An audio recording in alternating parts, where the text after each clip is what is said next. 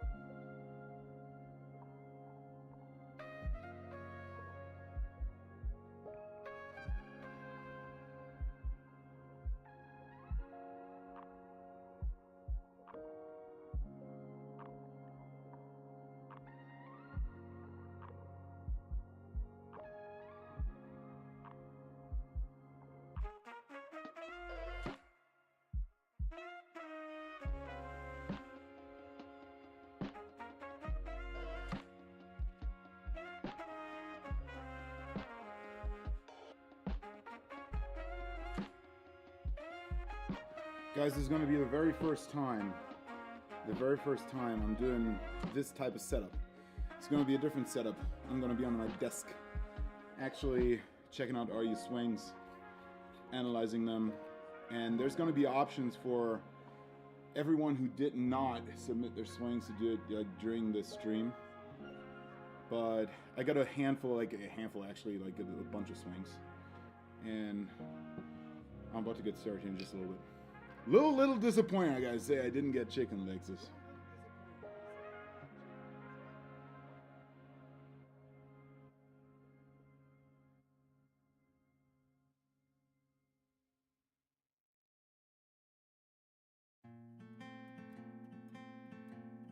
You nearly had it all when it was right there. You couldn't let it go.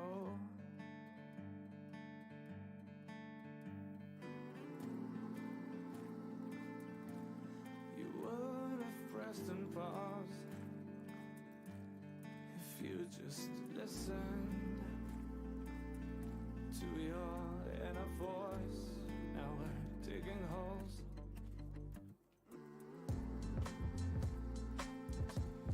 You almost took a hold of what was missing, of what was wrong.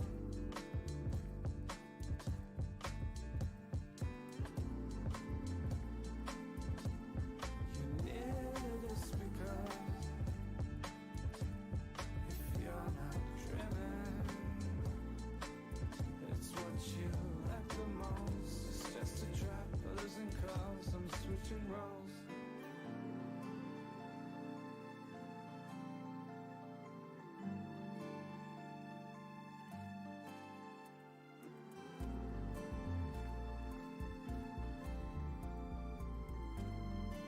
Okay, guys, who do you want me to get started with, huh? Who do you want me to get started with? I got a bunch of swings out here. I don't know exactly who's on the stream. So I got Fairweather Golfer, Pulpit Tiagi, Pranav Pant, Nico Maya, Mike Cameron, Kevin Hookman, Fa, Ragemaker, Holtzy. Those are the swings I see right now. So whoever you want me to start with.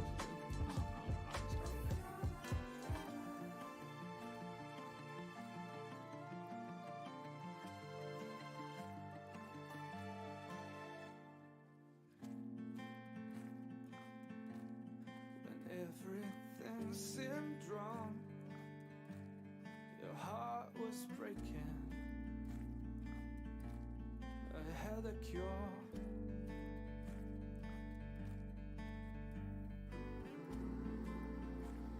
You looked for help, but oh, Bring a little bit of light in our lives. And I gotta figure out like if I want to turn this on or off. Because as I told you guys, it's the first time I'm streaming. And look, check this out. I got a new box of golf balls. Hell yeah. New box of golf balls. For all the speed training sessions because we gotta pump some speed. We gotta pump some speed over the next 2 weeks because we got a tournament coming up. Audio gone? Oh my god, lost audio. Can you hear me now? Audio's good now. Okay, that's great. Yeah, so what I did is actually I set up this, right? And then I also set up this. So in just a little bit, like whenever I'm going to demo a few bits. Actually, let me fix the chat. It's a little cut off. The chat is a little cut off. I don't like that. So how about? Oh, look, there's actually a lot more. This is good. This is better. So in just a little bit here, when I'm getting started, this is my screen to demo a few drills possibly. I would think.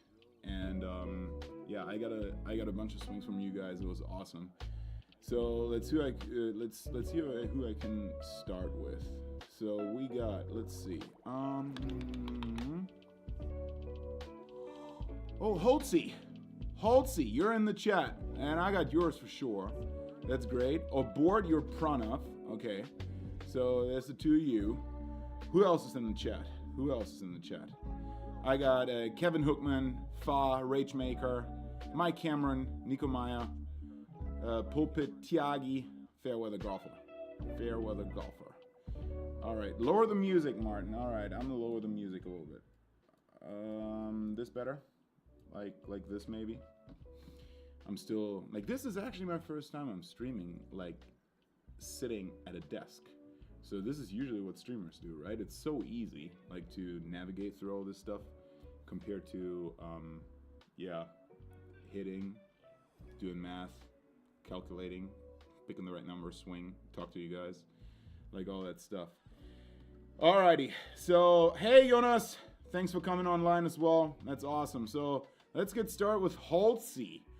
Holtzy was bragging a little bit here, I have a feeling. He sent me pictures.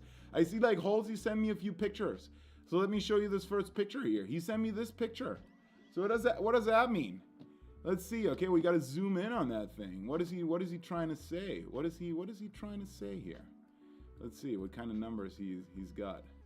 Oh, I see. 119 on the club speed. Oh, right there. 119 on the club speed. 183 on the ball speed. That's actually not a bad number. That's actually really good, I gotta say, dude. I haven't seen your swing yet, and this is are you actually trying to add more speed to your game? I feel like you have enough. I know this is your PR, but still 83.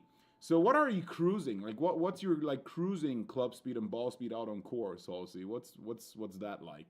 When you're just playing, because there's different intents, right? Let's say you go out on course and you just you really try to carry that bunker, but you're not trying to overswing it, if that makes sense, yeah? So what's your normal speed like?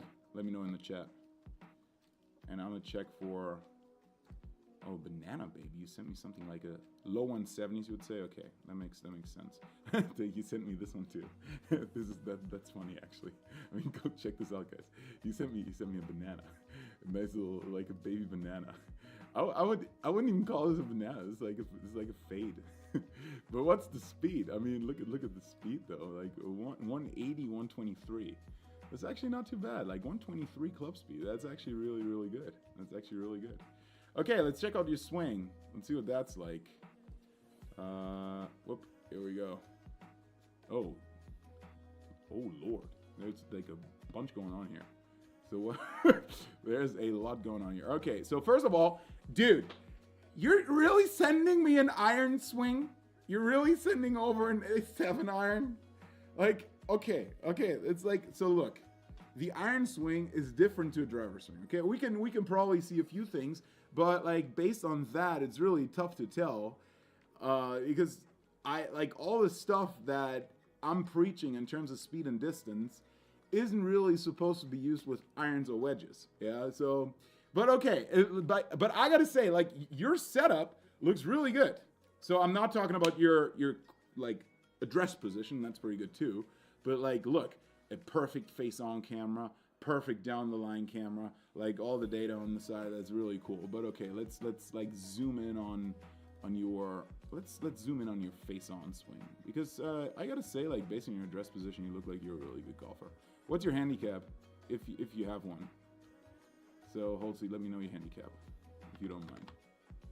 If you wanna let people know. 6.9. Okay, that's actually 6.9. That's like a very accurate number too.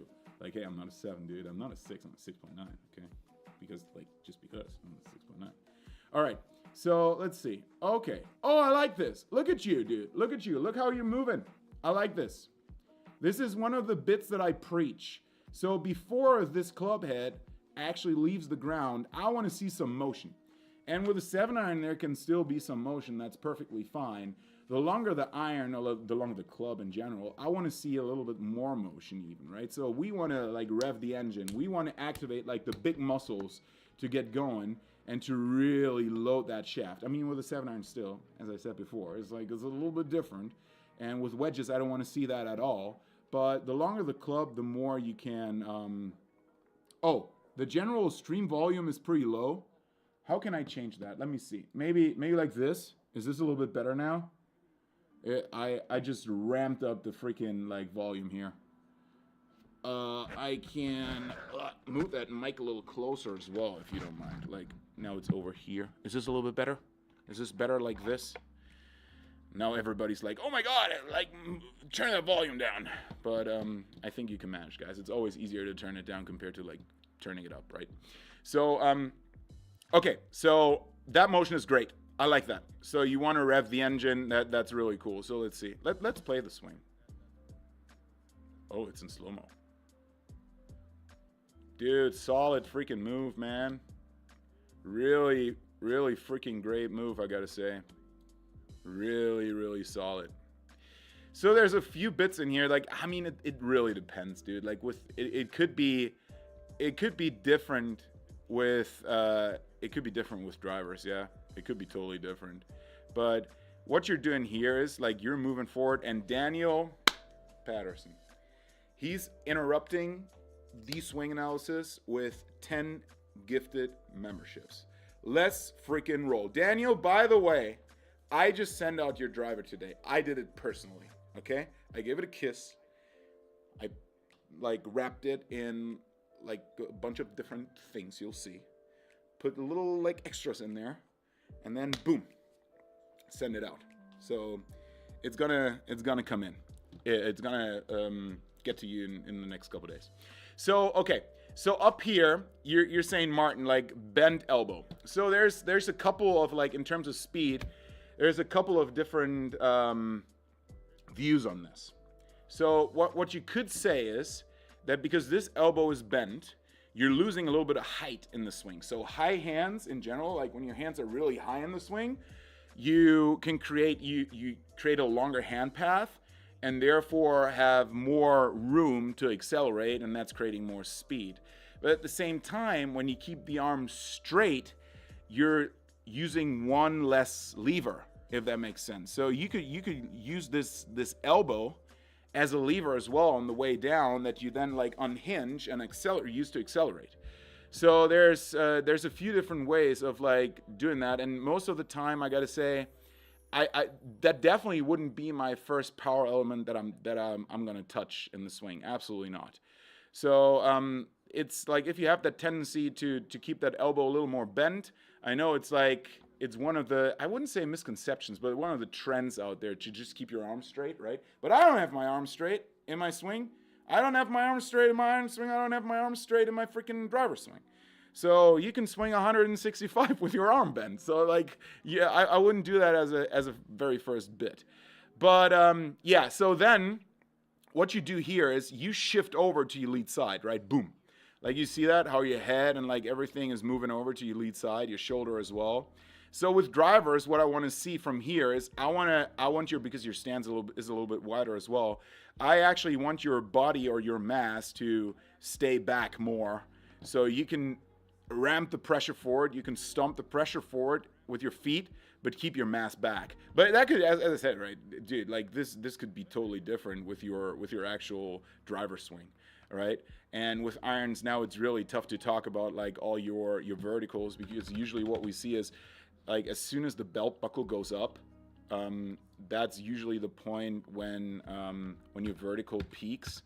But it's tough to tell here because you're hitting an iron. But Holtzy, I gotta say, this is like it's a really freaking solid golf swing, man. Especially because you're so far forward here. But don't change that with irons, right? The difference is really between the iron and the driver. With an iron, you want to hit the ball first, and then you want to hit the ground. With a driver, in theory, because it's up on a tee, right? You have the low point.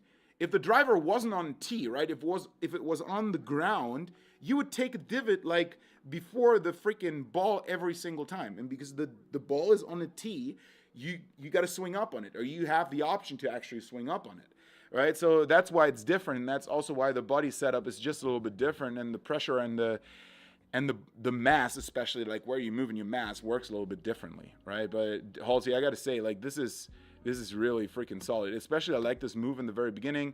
Let's see what your head is doing. Also, when you look at your head, right? Look at your hairline up here. Look at your hairline on the backswing. So it stays pretty much in the same place, and then as you approach top of backswing, you drop down a little bit, which is great. So this is something that I'm also looking for in terms of power sources, because in your in your driver swing, there's actually a lot of room to work more up, if that makes sense. But so you can then drop down harder. But no, this looks great, and it could be totally different in your driver swing. And I wouldn't recommend you to like elevate yourself more or extend your spine more in with your iron swing. So let's move over if there's any crazy stuff happening like in the down the line view. Boy, dude, like look at your wrist. Like this is also something that I would never touch in terms of like drivers or speed training or as a power element, because it's so funny, dude. Like look, a lot of people believe because Dustin Johnson has this type of wrist at the top of his backswing, people believe that that's his like power element in the golf swing. No, it's really like the wrist position, or like how you move your wrist really only depends on how you match it up with like body rotation and yada yada to square the face eventually. But it's not gonna add crazy speed to the driver swing or add any crazy distance if it isn't matched up right.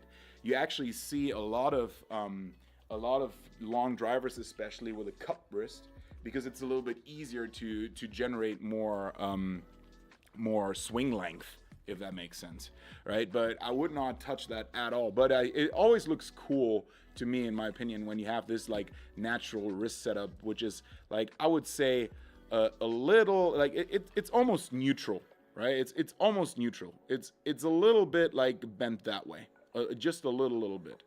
And yeah, let's see, like on the way down, I don't think there's anything crazy happening here. No, you're like working really nicely on plane, nice rotation. So it's like in terms of power elements, dude, like send me a driver, that's the first bit. And then maybe the only thing that I see in terms of like to really go faster, mechanics wise, in the backswing as with your driver. Really try to elevate yourself, but it's tough to say when I don't see a driver swing. But Halsey, thanks for the driver swing, and let's continue with the next one. So who was that? Like we had another guy on stream. Who was it? Like, let's see. We had Pranav Pant, right? Pranav, I think. Pranav, is that right? Board. Pranav. Oh, you sent, dude. You freaking sent four different swings. 4 different swings. Let's see. One. Then another one. Oh, okay.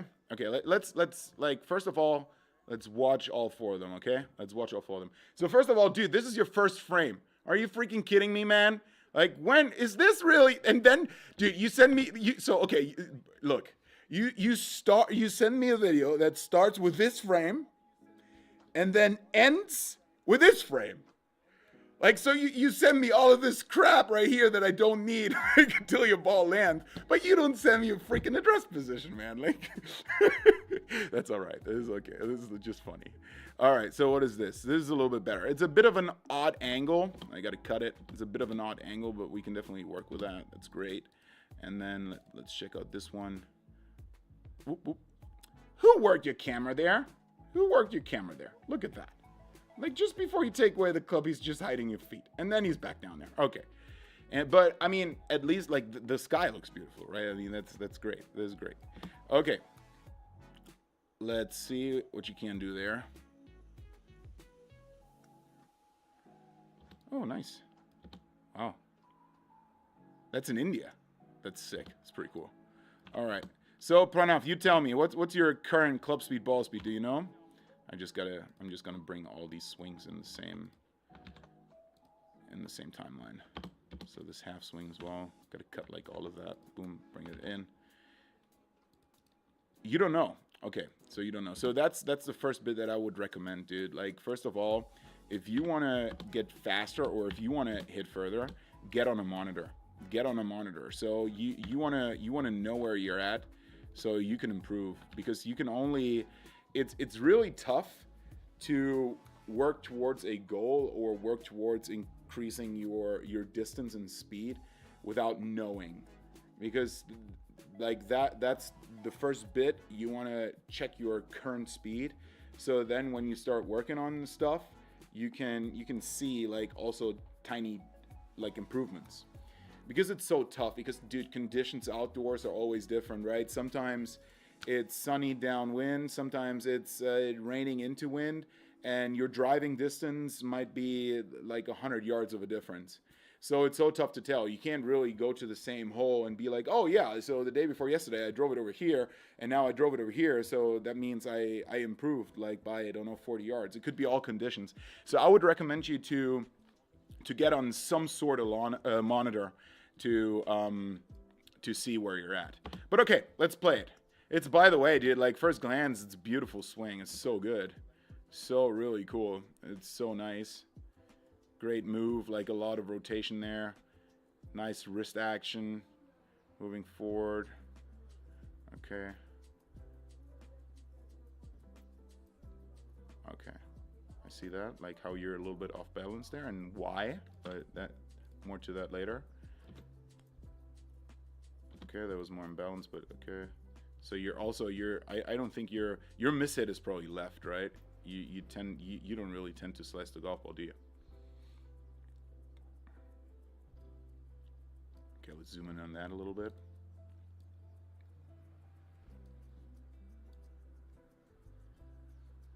That's a hybrid or something. Okay, I gotta erase that. We gotta focus on drivers. Okay, so this is probably the best angle that I can work with. Face on, so for all you guys, face on is always, so most of the time, unless you want to work on like swing plane stuff and like slices and hooks and like all that stuff, most of the time for power elements, the face on angle, so just like a Halsey sent over, like the face on is the best angle to check for all of that stuff, so for all the power elements. So let's check it out. Let's see. So what you do is, so remember how Holtzy had this little move before he actually started the swing? And now look, these couple tiny frames, and that's why I actually also like this video is pretty useless for me, because I don't see how you start the swing. So before you even take away the club, right? So look at the, I gotta make this a little longer. Right? Boom, here we go. So before you even take away the club, right? Look at the club. You're like dancing a little bit to your trail side, to your right side, right? Your head moves a little bit. It's almost like an Indian knot. Do you see that? Like how are you doing the Indian knot a little bit before you're starting? That's awesome, by the way. That's so cool. But so the idea is you wanna rev the engine before you're even getting started, right? So the club head is still on the ground.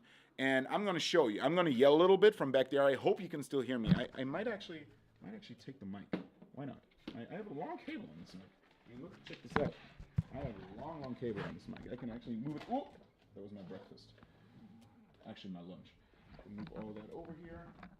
And then I can hopefully talk to you guys from over there as well. So let me move that real quick. Boom. Here we go.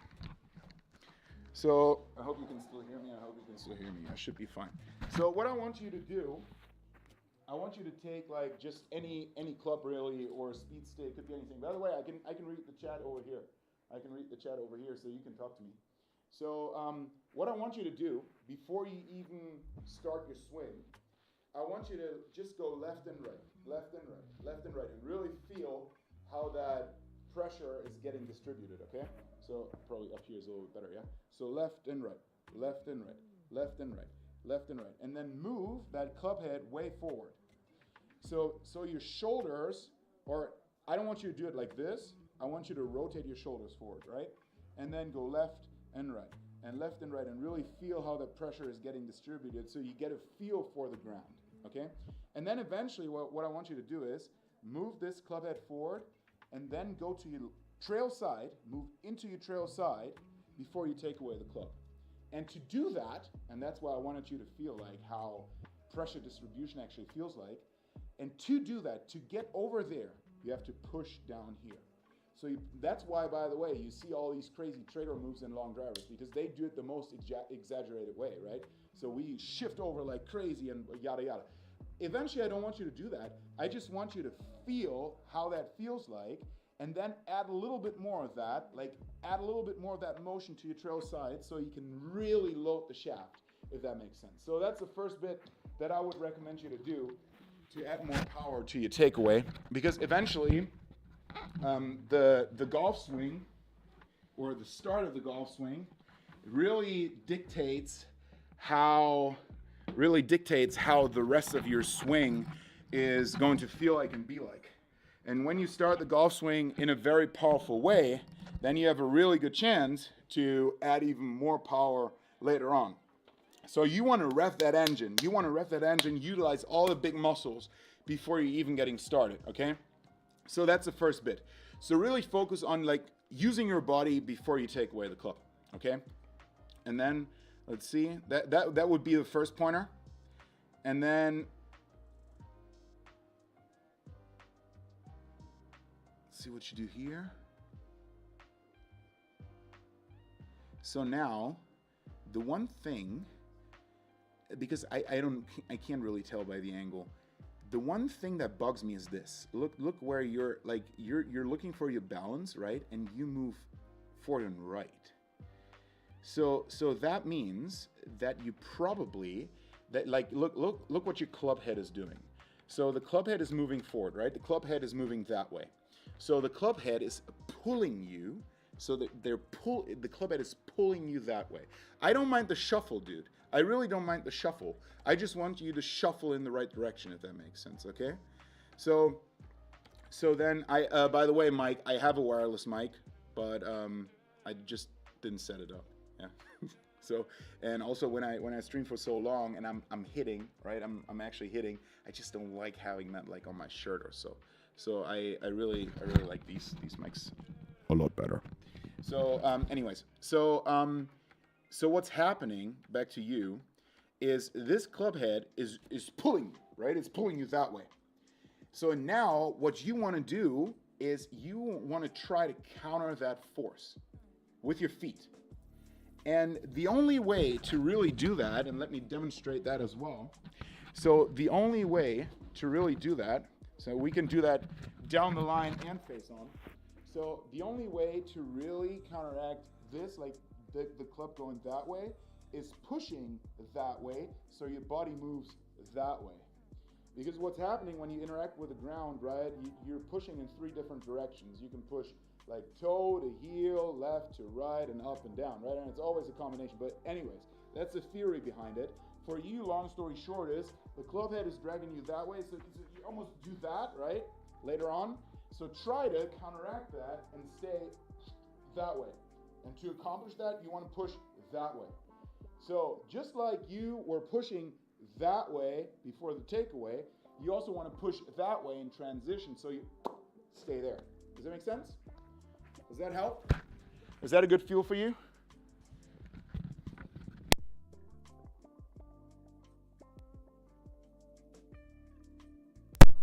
And I just told Mike before, I don't like the wireless mics. Now I unplugged my mic. Beautiful. Awesome. Thanks so much. I hope that was helpful, and let me know, check in later and let me know how that worked, if that worked, and if you're hitting ball even further. And by the way, dude, get on the freaking launch monitor. Yeah, absolutely. It would help your launch as well. Yeah, so depending on how you launch it right now, you're probably, I would say you're probably launching it like fairly low, right? Like your tendency is probably the low one, not the high one. So as you move more back, you're gonna launch it up higher. Absolutely. And by the way, don't do that too much with irons, okay? Because when you do that too much with irons, you're just gonna have like divots before the ball. You don't wanna do that. So work on that with drivers, and then exaggerate. Oh, I gotta change cameras. Here we go. Hi. So work on that with drivers, and then later on, step by step, that's gonna slowly but surely ingrain into your like tournament and like course swing as well.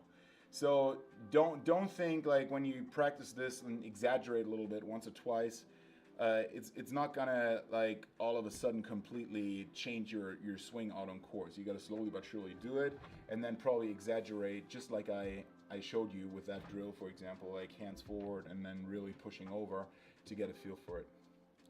Alrighty, that was awesome. That was great. That was interesting. That was like a very interesting swing. Good stuff. All right. So who's next? Mike Cameron. I've seen Mike Cameron. Oh, Mike on your hat. Chicken legs. Are you kidding me? You really want to see me with that thing like up here, like this? You really want to see me like this, like all day long? I mean, I know you're not watching the stream because you find me so attractive, but still, this freaking bothers me. Like, I've done it in so many YouTube videos and freaking bothers me. I'm so happy I got this type of mic setup over here. I actually like filming with shotgun mics outdoors as well. I really do that. I really like that better. But okay, anyways, Mike Cameron, how about you? Let's see. Oh, we got 2 swings from Mike Cameron. Here we go. So what is this? Oh wow, it's fairly dark. And hey, okay, first tip, you got to swing the other way around, man. It's like this is like this is the wrong way around. You got to swing the other way around, dude. How many times did you hear that joke? Like, that's the one tip I got for you, man. Like, you got to swing the other way around. Like, you're wrong-handed. Alrighty, let's see. By the way, that's a really cool sim setup. That's really good stuff. What simulator is that? Like up here. What is that? Is that a Unicore or something? What is this?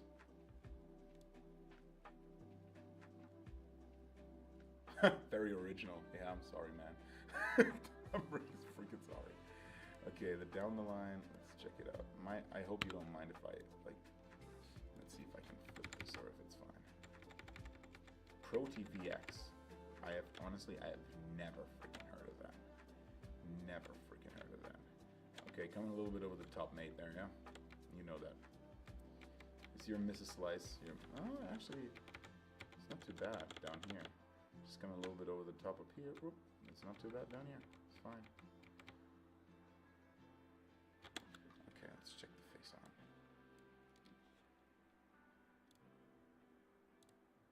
Where is it? Nope. Here you are. All right, let's zoom in on that thing.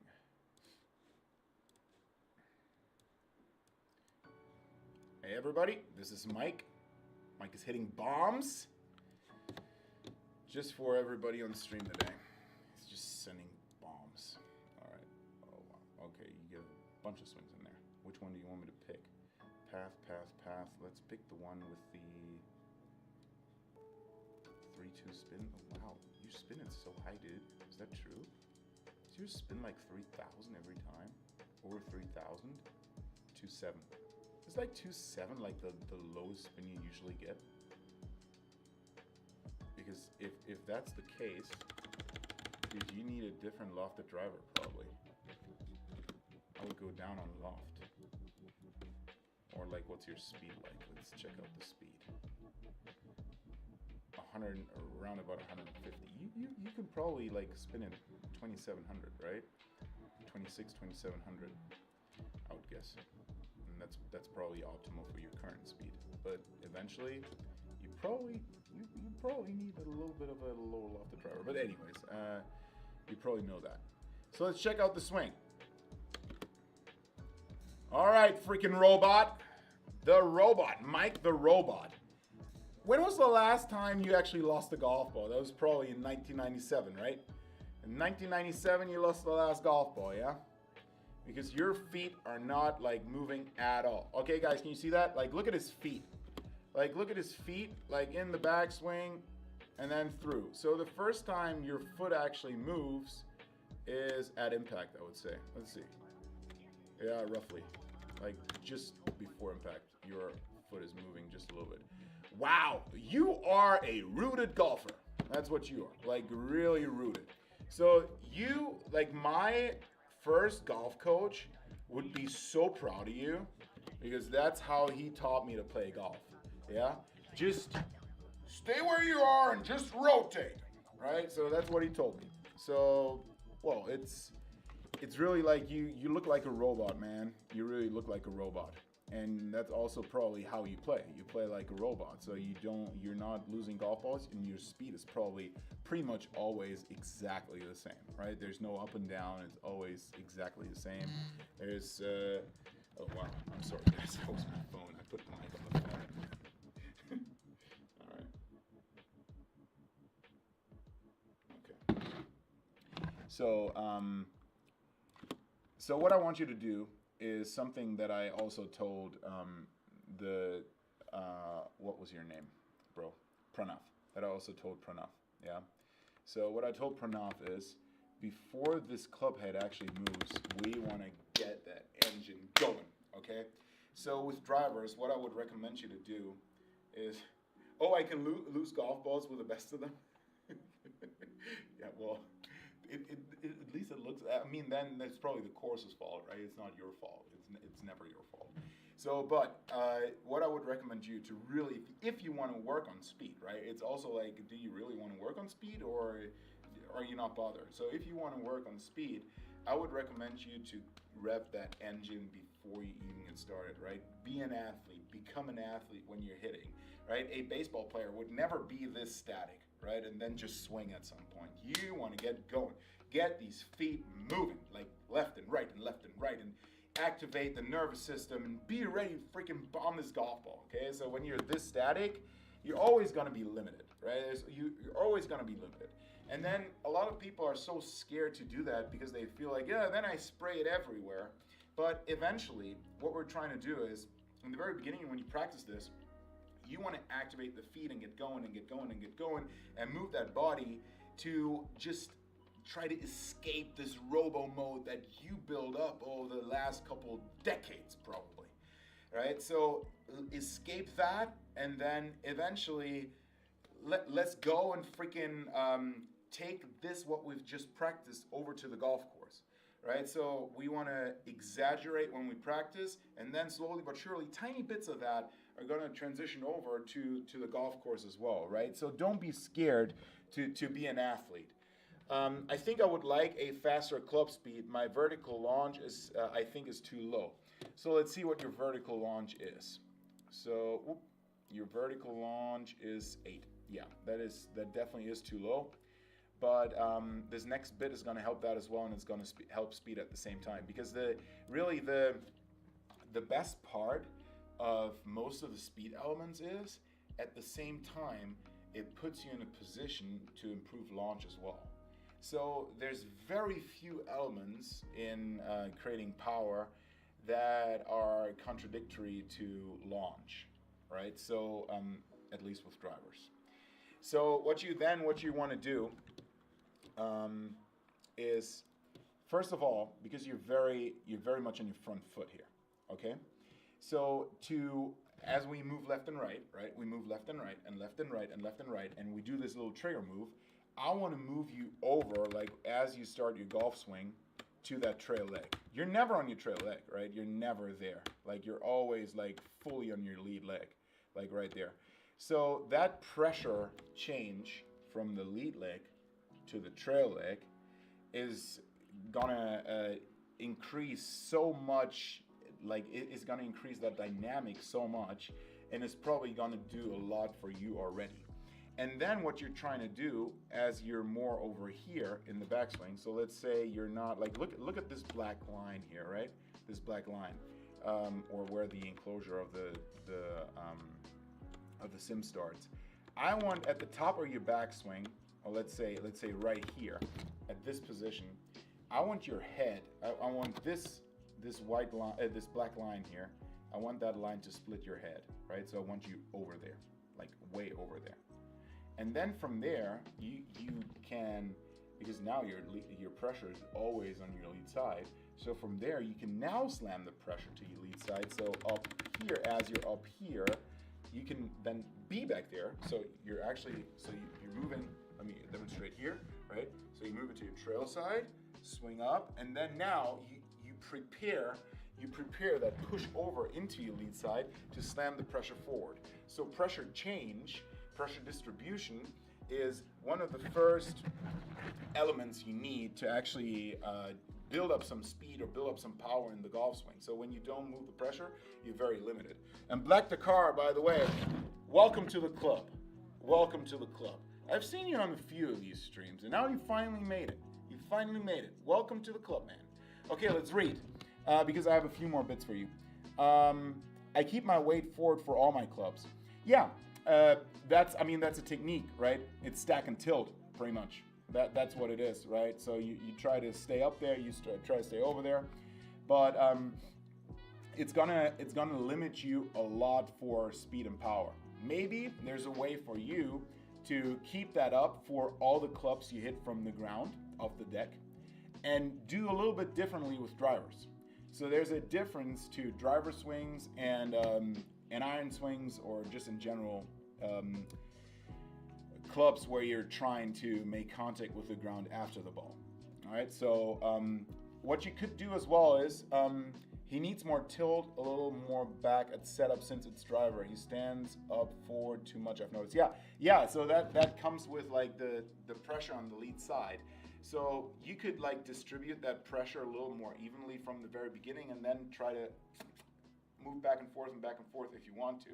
And then at the same time, you can probably tilt your shoulders a little more as well, and that might bring up your vertical as well, right? Your vertical launch. So yeah, I mean, if you wanna try that, go try that. That's gonna add tons of speed to your swing, because you're so limited, because you're such a front foot golfer, right? Because you have such beautiful. I mean, look at you. This is so beautiful. You have so much rotation here. Like this is like 100, 105, maybe 110 degrees of shoulder rotation. You're fairly flexible, and that even without like you even lifting that left heel off the ground, or even changing pressure really. So that's really, really good. And then yeah, let's see, that move through the ball is nice. It's a really nice move through the ball. So I think like putting you in a more powerful position by changing pressure only with drivers. Don't do it with putters. Don't do it with wedges. Okay, just do it with the drivers. Can probably work wonders. So if you want to try that, go do it. If you don't, that's fine as well. Oh, not 1,000, 100.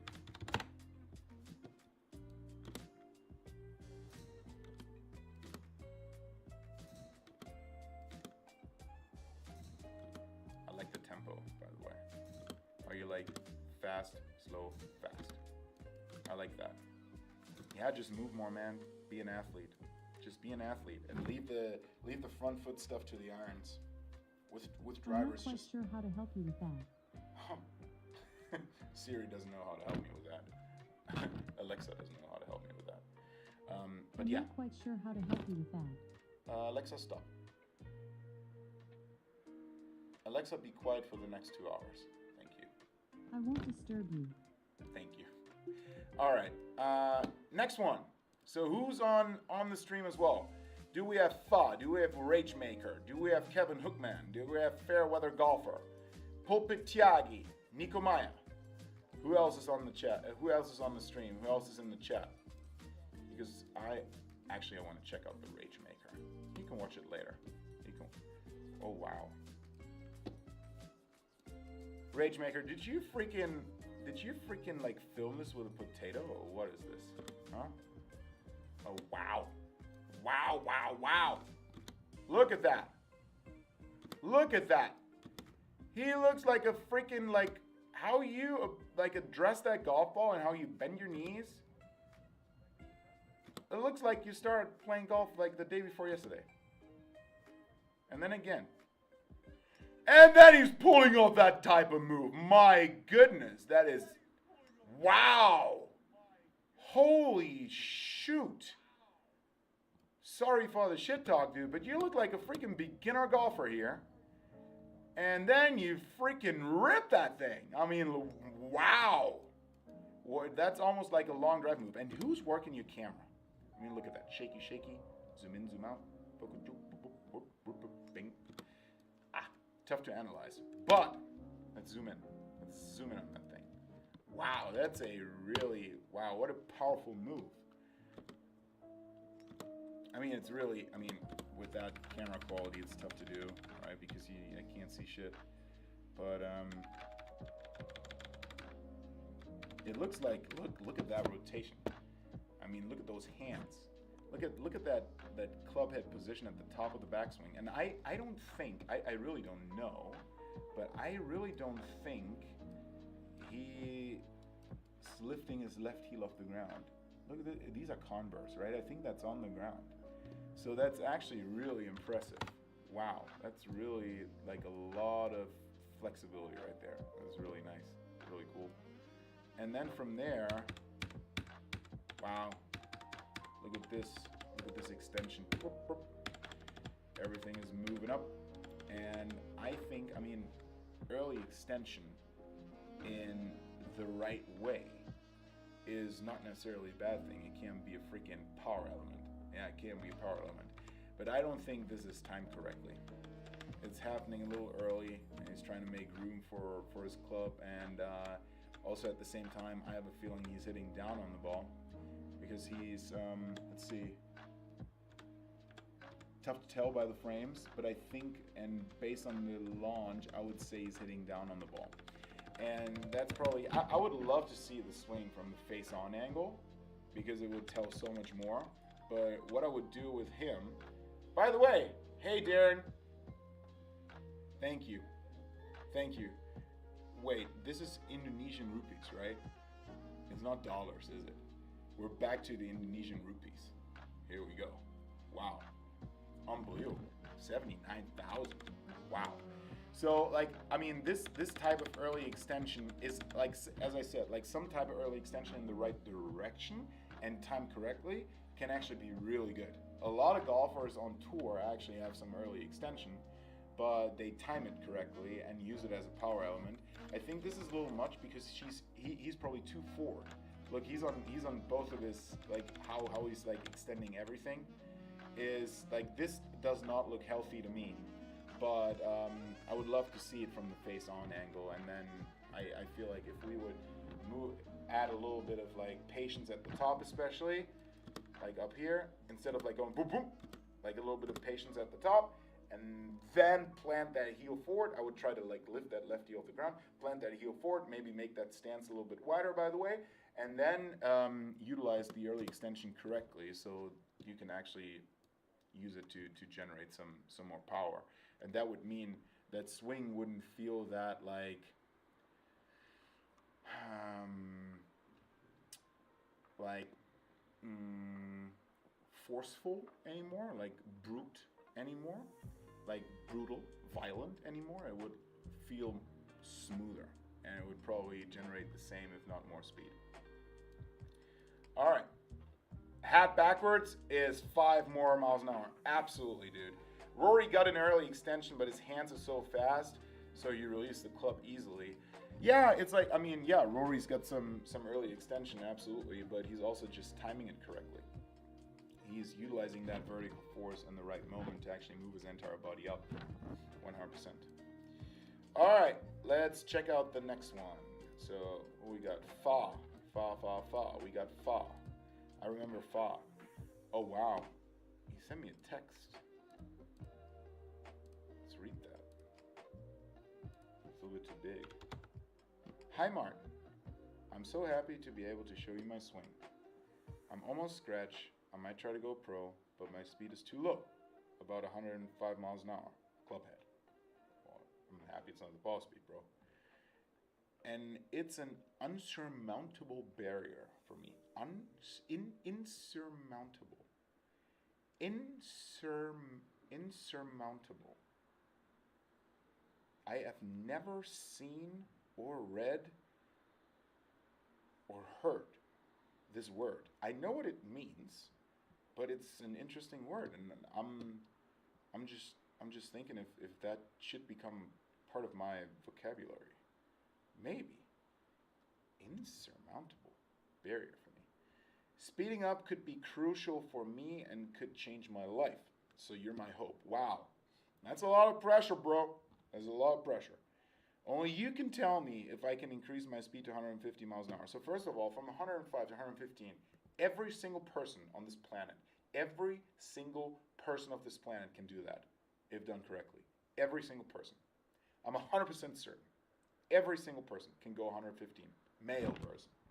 Every male person. But on I've actually checked all my analytics from those last couple streams.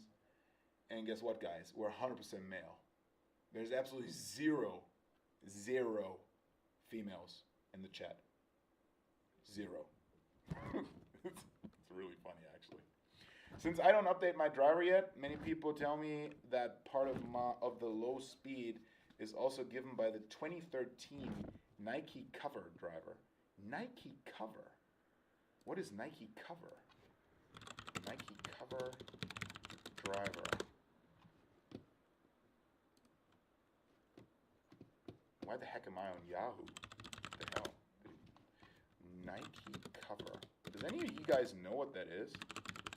Nike Cover driver?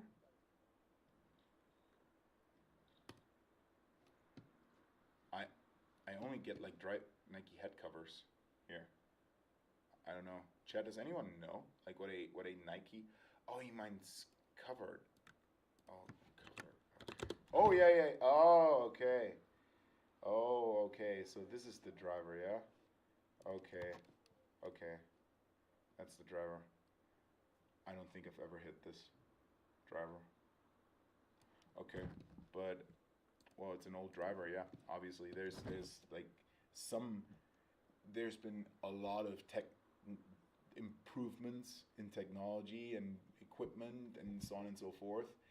But when you really strike that ball perfectly, it should be just as fast as nowadays drivers, because there's a limit to drivers, right? So every driver has a limit of 257 CT, and what that means is the ball is only allowed to bounce back from the club face at a certain speed.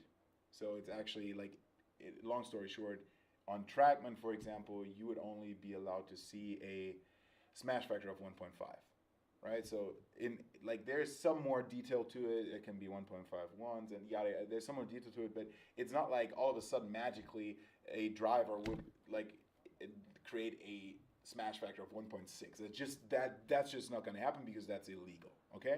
So, but what happened in terms of technology over the past couple of years and decades is actually drivers got so freaking much more forgiving. So that means like the area where you can produce a 1.5 smash is just bigger, right? And then also the off-center strikes create less severe flights and also create more speed. Okay, so that's what's actually better about nowadays drivers. It's not really the maximum speed, it's just the average speed, I would say. Okay? All right, there's a bunch of stuff going on. He means covered. Okay, there's a bunch of stuff going on in the chat. I got to read this. I was 105 miles an hour a few years ago, and now around 115 to 120, so it's totally possible. Yeah, I mean, Black Dakar, but you could be just an insane athlete, right, and just do that. But I truly believe everyone can do that if done correctly, if followed the right stuff. Not sure Dave Fogel can get to 115. He's probably the exception. Who is Dave Fogel? Can I Google that? Who's Dave Fogel? Dave Fogel. Why the heck did my Chrome change to Yahoo? Why did it change to Yahoo? No one freaking used this thing. Why did it change to Yahoo? I don't want to use Yahoo. I want to use Google. Here we go. Dave Fogel. Why would Dave Fogel not be capable of doing this? So is this Dave Fogel? Who is that? He's from America. I don't know that guy. Can you chat? Let me know. But I have a grandpa swing. Much more practice, kid, says Chicken Legs. It's more forgiving, yes, since the face is bigger. No, the Black Dakar actually, I don't know if the face could be the same size, but just the face technology is different as well. Maybe actually the Nike covered had a smaller face too. But today, like just comparing a driver from today compared to like 5 years ago, the face is exactly the same size, but just the technology behind it and how the face is shaped, how the face is built, like everything around that just improved. Black Dakar is not an insane athlete, but worked a lot of my release and technique. Yeah, beautiful. It's German. Dave Fogel is German, or what is German? Holsey, at least I'm smart enough not to send a 7-iron swing for a driver swing review. Oh, there's Dave Fogel. Dave Fogel is in the freaking chat. Dave Fogel, is this you? Dave Fogel, is this you? I didn't even know Dave Fogel was one of my members. There you go, Dave Fogel. Is this you, brother? Are you this host from the 90s, I guess? whenever that was. That's so funny. Martin, I don't have video, but I keep skying my drives high right. Any suggestions? Dude, send me a swing. I really don't know. There's just so many things that can go wrong by skying drivers, and especially high right, is not a good thing. But it's tough to say because it's not like your usual miss. Yeah. Okay, but let's keep reading. Nike covered. Okay, I rely on you. A hug. Thank you from the bottom of my heart. I always follow you. Thank you so much, Fob. Thank you so much. Let's check out your swing. Let's see what you got. Okay, boom, here it comes. Oh, another lefty. Mike, another lefty, bro. Okay, that's a nice down the line swing, I gotta say. Wow, that's a big squat down. Did you see that, guys? Look at his head. Top of back swing. Boom. And now you gotta explode back up, bro. Explode back up. And he does not do that. Brother, that's probably the first bit we gotta check. Oh, there's another one. Okay. Oh, there's a bunch of swings in here. Let me check. There's 1, 2. Okay, that's all the same. Or is that different swings? It's probably all the same. Or it's like the same day, but different swings. That's okay. Let's check out the face on. Let's see that. Let's see what you got, Fa. Let's see what you got. Oh no, that's a little much. Boom. Here we go. Great setup. Not that much on your front foot either. I like that. It's really nice. Yeah, good stuff. Okay. So first of all, you have a lot of motion going on to your trail side I'm here. not quite sure how to help you with that. Alexa, I told you to shut up for the next 2 hours. Alexa, are you going to shut up for the next 2 hours? Probably going to shut up for the next 2 hours. All right. Oh, Fa! There you are. Far is in the chat. I'm here. Did you already analyze me? No, I did not. I'm just getting started here, brother. I'm just getting started. So look, bro. Check this out. So you are definitely moving to your trail side. You see that? Like, boom. How you move over there? But in the very beginning of the stream, like I said, there's like the essential bit to generating speed is doing the right things before you take away the club. Okay? You got to do the right things before you take away the club. And you are doing the right things, you just don't time them correctly. Okay? So what I see here is you're moving over there, but you're moving your freaking, look, you're moving your club head at the same time.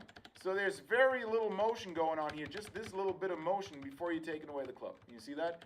So you're moving your body over with all your large muscles, but you're not getting that timing advantage. You're not getting the perfect load into the shaft because you're moving too freaking late, or you're moving your club head too early.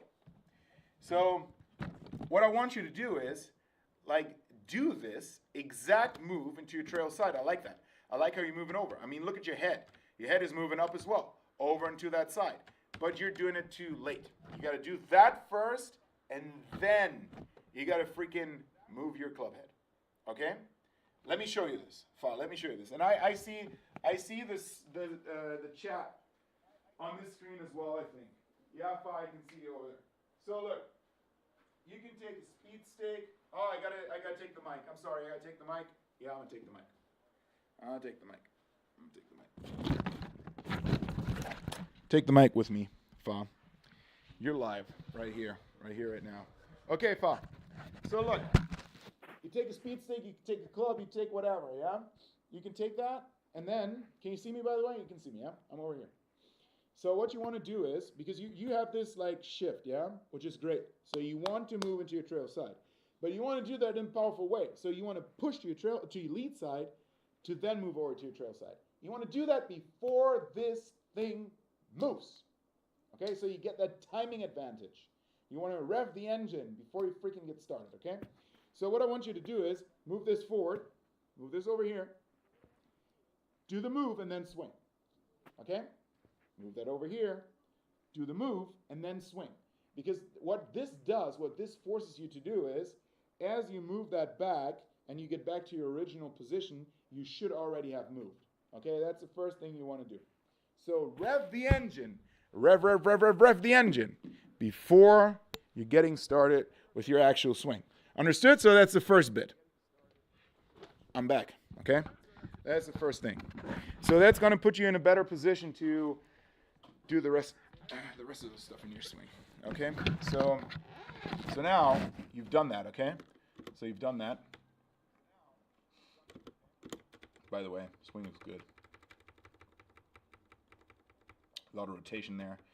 I also like how you're like moving up. Look at your head. Look at your freaking head. Look at your head.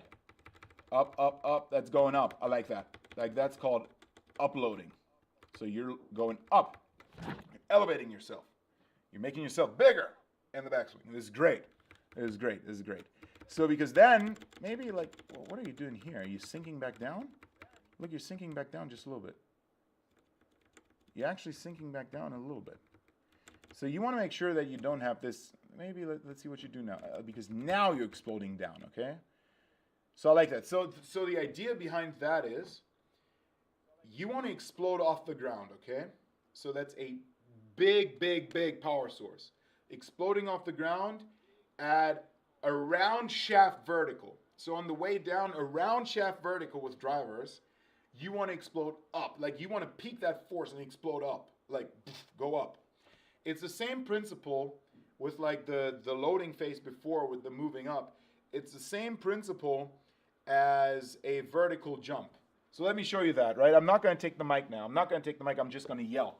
So as I jump up, right, if I would, like, let's say I had a box up here that I want to jump up on, right? I just want to jump up that box. So what I would do is I would never just go down and then try to jump up. It's not very powerful, yeah? So what you're trying to do is you're trying to elevate yourself, go down and then back up, okay? Much more powerful. Almost like jumping on a trampoline, okay? It's almost like jumping on a trampoline. So that's what you want to do. That's like the principle behind it. So now how can we add this to the golf swing? How can this make sense in the golf swing? So first of all, let me put on some music here. Let me put on some music here. How about this one? Yeah, brother, that's a lot better. Okay. So now you're up here, okay? You put yourself in a really good position to explode off the ground. And now you're moving down and down and down. It's awesome. It's awesome. It's awesome. Now move up. Move up. Move up, brother. Move up. Move up. Move up. You're not moving up. You're not moving freaking up, brother. You gotta explode up. Up, up, up. Explode up. That's what you want to do, man. That's what you want to do. You want to, like, up here, you want to start like going up hard. And you're staying down there, man. It's all rotation. It's all rotation. You're not making use of that vertical force very well. It's all rotation. I see how your foot is moving nicely, like after the ball, like moving back. Also, all of this is fine. A little too far forward to my taste, but that's okay. Because here you're actually what you've done so well is you've moved over. Oops, I'm sorry about that. So up here, I feel like, I mean, this is tough to tell now, right? Because I don't see the pressure trace. I don't see what you're actually doing with your feet because it's invisible. But it looks like you're freaking like pounding that pressure forward so nicely, and you keep your mass back so nicely. So you put yourself in a really good position to like now explode up and utilize all the vertical force. But I feel like you never do it. Like that vertical force probably kicks in way too late, if at all. It's probably very low and late. Right? So this unweighing is just so good. You go down, down, down, and then you never push. You never push. You're just falling. You're falling, brother. You're just falling down. Just falling. Okay. What can we do? Okay, got it. Do you have any suggestions about the fact that I feel stuck to rotate the shoulder faster? I feel so slow. That's the next bit, okay? It's the next bit. Yeah, it's true, I have to jump. Okay, so first of all, before I tell you about like that this looks really freaking slow, right? It looks like you're not even freaking trying. It looks like fast in the backswing. I like that because you utilize the trigger move. You don't utilize it to its full capacity, but you're definitely utilizing it. So the backswing, all of this looks really good, but now you just stay down there. So okay, what I want you to do, and this may look and sound a little weird, okay? May look and sound a little weird, but I want you to practice swings on one leg, okay? On your lead leg. I want you to isolate your lead leg. Let me show you this. So, what I want you to do is you go like this. So you stand like this, one foot back. So you're only on your lead leg, okay? Only on this lead leg, right here. And now I just want you to swing and then push so hard, as hard as you can and as early as you can, okay? You just push as hard as you can into the ground. And now the idea is, do not fall over that way, fall over that way, okay? Let me demonstrate. So you go like this, push hard, and fall over this way. Don't fall that way. So the worst you can do is something like this. Okay, don't do that. Don't go for it, go backwards. And hit, like, try to really get a feel for the ground here and just try to, like, go up. Like, up. Belt buckle, up, up, up. up, push into the ground as hard as you can, up, up, up. Okay? Does it make sense, Paul? Does it make sense? Can you follow? By the way, guys, you can submit your swings if you want to. If you want to get analyzed next, you can submit your swings. You can send me your swings on an IGDM. Send me an IGDM. You can easily do that. Pretty clear. Fall, okay. So now, Fall, let me ask you this. Have you done any speed training? Have you done any type of speed training? Dave Fogel, Holtz, he's probably gonna send you putter stroke next. It's just, can you please stop like flaming Holtzy? He's one of my MVPs, okay? Don't flame him for his freaking 7-iron. It was pretty dumb, but don't flame him for it, okay? Next time he's probably sending over like a 4-iron or so. So like we're slowly but surely freaking getting there, okay? It's all good. Okay, you've never speed trained. Okay, fine. I'm out of focus. Am I back in focus? I'm back in focus. So I'm not back in focus. This camera is freaking now I'm in focus. So I would definitely recommend you to start a speed training program because you are just like so many golfers. You are in robo mode. Okay, so you are very used to always swinging exactly the same speed. And a really cool, all you guys know these speed sticks, right? And you guys believe like speed sticks are speed training. To me, speed sticks are the starting point of speed training to make yourself escape robo mode. That's what it is to me. So I would recommend you to get yourself speed sticks. For example, this Stack has a great training system behind it as well. With like, you know the Stack, right? Oh, I'm actually wearing a Stack shirt. I just use the Stack, right? Is this. The Stack is awesome. It has different weights. And you can follow all sorts of different programs. I even have my own program on there. For you especially, I would do the program for the vertical force. To really get a feel for the vertical force and improve that so you're actually moving up. And then, and this is really one of the speed secrets, or like the very important bits of the speed spectrum, because speed sticks are great, they're a great starting point, but now you have to bridge that to actually hitting a golf ball. Because I've seen, like, I have people in my studio like years and years ago playing on the DP World Tour and whatnot, and they've been doing like speed stick swings and then immediately hit a golf ball and they freaking missed it. And I'm not talking about like they mishit it, they freaking missed it. So they swung over it because it's just so different. So you have to bridge that. You have to bridge that gap, okay? Chat Rector, thank you so much for your super chat. I'm at 122 max swing speed right now. Any suggestions on training methods to get to 128 to 130 this off season? Yeah, I can talk about that in a little bit. So this is actually part of it. Like the Stack, like speed training in general with the Stack can be very, very helpful. So bridging, I was talking about bridging. So what you want to do is you want to hit, and this is what I've figured over the years, and I figured with a bunch of people out there in the speed training industry or in the speed training scene, you want to hit something like a big target with a golf club before you're actually hitting golf balls to transition this new speed, this new feel or whatever you've been working on over to hitting golf balls. So you can hit a head cover, you can hit a towel.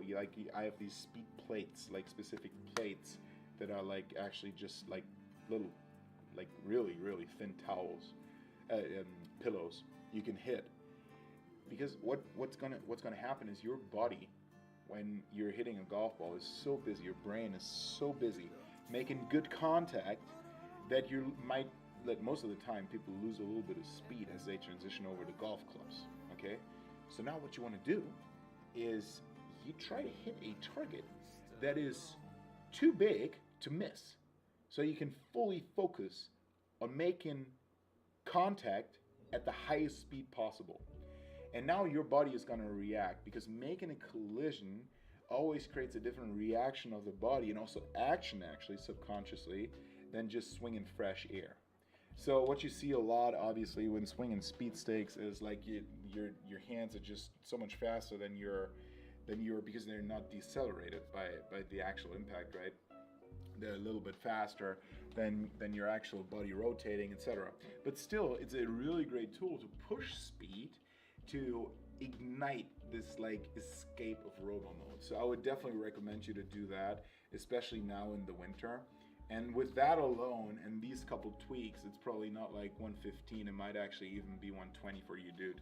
Like, you have such good mechanics for like the rest of the stuff, but exploding up, man. And then like your upload move is so nice. You have such a nice upload move. I really like that upload move. Just on the way down, you're not making use of all the good stuff you've prepared, man. Just like jumping up would be so helpful. But yeah, nice chat. So I should start with, I never played as an adult. Chat GPT. What do you do when you, oh, another question. What do you do when you squat to de-loft better? I started to think to not unload the wrist at impact. I would never try to freaking de-loft, bro. I would never try to de-loft. Because with drivers, if you're, I mean, obviously when you're like scooping it like crazy, we got to do something about it. But are you? I mean, look at you, bro. It's like, look at your shaft. It's like your wrist, absolutely perfect. So if you struggle with spinning the ball too much, you just need lower loft. You got to work on your weight distribution, right? You can just like work these weights and put them a little forward. And oh no, right? You had the Nike driver. Yeah, I get it. A new driver would be pretty helpful, actually. But it doesn't have to be the newest model. Just like so you can play around with that stuff. And maybe if your spin is too high, a little bit lower lofted driver. But I would never consciously try to de-loft with the hands. I would never do that unless there's an actual problem with like scooping or so. But your wrists look totally fine. So I would never do anything with that. What is going on with chat? Like chat GPT, hit a tennis ball, chip a tennis ball in a bucket. Actually, I almost feel like a tennis ball, it's the cool idea to like have like something like that. But I would go even bigger. I would go even bigger. And also at the same time, the tennis ball is going to fly away unless you're in a simulator, right? When you're in the driving range, you just can't hit tennis balls everywhere. Like indoors, that's fine, but on the driving range, you can just set up a head cover, smack it, and it's only going to fly like 20 yards, and then you get it back. Yeah. Okay, chat. So to your question, I answered a part of your question already with through the stack system. So in general, like doing speed training and being aware of like what you're trying to do is like the first bit. But I'm 122 max swing speed right now, and you want to get to 128, 130, and then probably you want to like transition a lot of that over to the actual on-course play, and maybe be like 120 effortlessly 120, right? So that could be a good goal for you, I guess. So for all you guys, by the way, I just uploaded the first 4 videos of my driving masterclass. So I'm talking address position, I'm talking backswing, I'm talking igniting the downswing, and I'm talking 3D forces in those 4 videos. And every single week, I'm going to release one video, and that is all part of the 350 Yard Club and much more. Also, when you go full-blown, you can do a full-blown training session with me in the 400 Yard Club. But yeah, I just uploaded the first 4 videos. So if you want to be serious about gaining speed this winter, that would be a great idea for you as well, chat, if you're interested in that. But it depends on who you are and what your basis is, right? Do you go to the gym? Like, how strong are you? Is this something that's holding you back, right? So that could be an option. Then, have you done any swing speed training at all? How many sessions have you done where you're just pounding golf balls for like 50, 60, 70 golf balls? Like, all of that are techniques that you could utilize, but it depends on what you've been doing so far and what type of newbie gains you can still get to make those first couple steps. Chicken legs of bowling ball is actually a really good idea. Yeah, that's actually a really good idea. So then you're definitely making contact. That's very, very true. And that would also solve a fast problem with the driver. Yeah. By the way, another lefty. So cool. We have so many lefties today. Fa, I hope that was okay for you, and I hope you took a lot with you that you can practice next couple sessions. Do you think that I can reach 115 starting from 105 from this swing? Absolutely. You just got to make those swing changes. Yeah, you just got to change the swing a little bit. And keep in mind, I've said this before and I say it again. The driver swing is different to the iron swing, because for the driver swing, the ball is on a tee. You can swing up on it. When the ball is on the ground, you cannot really swing up on it a lot. Right? You cannot swing like 5 up on it, because you're going to make contact with the ground before. Yeah? And then you're just going to chunk it. Oh, wow. Correct. Yes, 120 on course. I've done the stack system for over a year and a half, but the last 2 times I've done it, I've been hitting a plateau, and my gym max, oh my God, dude, yeah, you're strong, bro. You're strong. You've been doing the stack. Then probably, if you've already done all of that, what you can do is you can dedicate speed sessions in the simulator. Go out and freaking dedicate an hour of, like, let's say 40 to 80 golf balls. I would like start with 40 and build it up to around 80. Dedicate that time to drivers only. Turn off everything on the simulator but club speed and ball speed. Start freaking bashing golf balls. And then probably the one thing that has the biggest impact, the absolute biggest impact to every speed gain is mechanics. So like doing swing speed training, yeah, it's gonna like unlock a little bit short term. It's gonna make like more speed permanent in the long term. It's gonna help you to escape robo mode, like all that stuff. But the one move that can unlock like 5 miles an hour just like that is all based on mechanics. It's all based on mechanics. And now when you bring both of them together, when you do speed training and the right mechanics training at the same time, it's like the perfect combo. Then you can gain, I've gained guys like 10 miles an hour in just one session. Just like that, because we've been doing both at the same time. All right. Please save the live after. I have to watch it so many times. Yeah, I'm definitely, like, every single one of my lives is just gonna be on my YouTube automatically. So yeah, good luck, Fa, with your stuff, man. Like, and by the way, don't hold back on sending over swings. Yeah, don't hold back on sending over swings. Oh, the heck, my chat just left me. Now we're back. Fa la la la la la la, go a lot faster. The chicken legs is on fire tonight. I should get a recent video of my swing, but only have old ones. Yeah, like old swings can look completely different, so it would help to have a fairly recent one. How much longer is your driver shaft than standard? So standard, what would you say is standard? 45 and a half? I would guess so. Yeah. So my play driver is 45.75, so not much of a difference. But for long drive, my driver is 47.75. So the maximum based on the USGA limits is 48. All right, let's continue with a couple more swings because I have a couple more. Fair weather golfer. That looks like, wow, the double glove as well. Look at you, brother. The double glove, and then you're freaking indoors, so you're a fair weather golfer. Oh, I want to go 50. I didn't want to go 500. I'm sorry. There we go. Maybe a little more. Maybe we can go like this. Wow, what a video. And you only sent me a down the line swing. Are you in the chat, bro? Fair weather golfer, are you in the chat? Because let's see. Let's see what you do. Wow, like look at that rotation. Slow rotation. Oh my goodness, look how he's moving forward. Oh, he's staying forward. So remember when I did the single leg drill? Remember that? Like the single leg drill? He would be the guy, like the guy for the single leg drill, because it helps with vertical and timing vertical because you can only focus on the lead foot. But for him, like the isolated, like left side would be so good because look at his shoulder.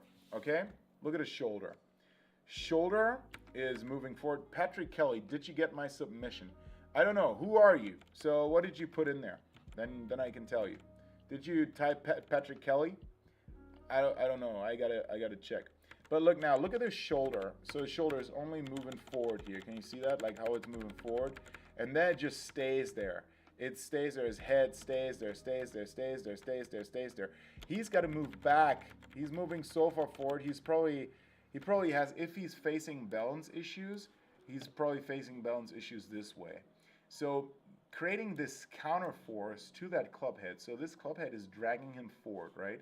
So as he moves down, like he's moving into the ball, and the club head eventually is dragging him this way. So you want to apply a counter force early. So as the club head arrives here, right, we have that force available to counteract it. And that's probably the first bit that I would do with this guy, the fair weather golfer. It's such a good move, by the way. Look how he's like winding up. Also his head, like look up here, his head stays fairly level, which is good too. He's not sinking down. Looks like he's squatting down a little bit, but he's doing that now, and he's moving forward. So this falling into the ball is good for like a little bit, but then you got to back it up with like the right foot action, and I think he's lacking that a little bit. So that's single leg drill would be awesome for this guy. Okay, let's see what I got. Let's see what I received. Let's see where my swings are. So I requested those in the community tab on YouTube on my channel. So we have a community tab, and I send a link in there where you can, it's basically a Google Drive where you can upload all the swings. So let me see. Okay, Jeffrey Watts. Is that you? Jeffrey Watts. Do you have Jeffrey Watts? Let's see. I did not have Jeffrey Watts. Did Jeffrey just recently send that in here? Fabry, Jeffrey Watts. Is that you, brother? Is that you? Oh, Jeffrey's right there. Okay, Jeffrey, I'm going to download your swing now. Oh my goodness, you sent me a full-blown freaking spreadsheet, brother. You sent me a full-blown freaking spreadsheet. I don't even have Excel on my freaking computer, bro. Well, I gotta check it out. I can open it in Google Sheets. Okay, ball speed. So ball speed is sitting at like in the 50s, yeah? Let's say it's sitting in the 150s. Angle of attack is down. Okay, I see that. And let's see what else I can see. Spin rates are fairly okay, maybe a tad high. Yeah, they're a tad high. Okay, so where's your launch angle? I gotta check your launch angle. I gotta do this. Let me check your launch angle real quick. Where's your launch angle? Launch angle. I think this is the launch angle, yeah? I feel like your launch angle is all over the place, bro.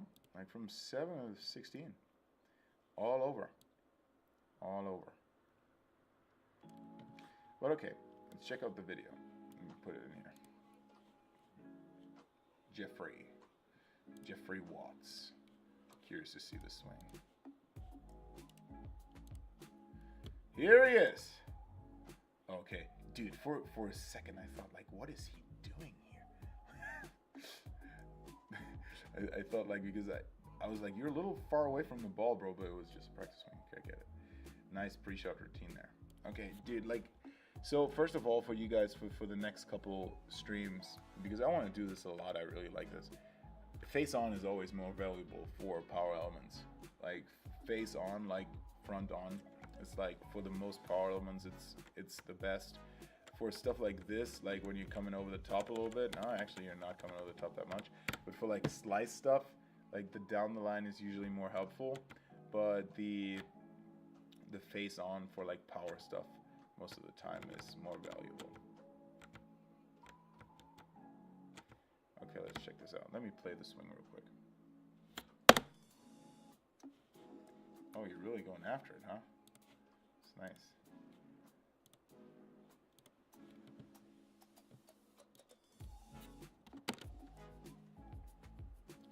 What a course. Really nice. Okay, let's see what you did there. I feel like you have a little bit of a trigger move there, did you? Very subtle. Very subtle. Can you see how you like move your hip a little bit? Like so you like right there, kind of move your hip before you move away the club head. A little bit of dance in action. I think we can do that a little more.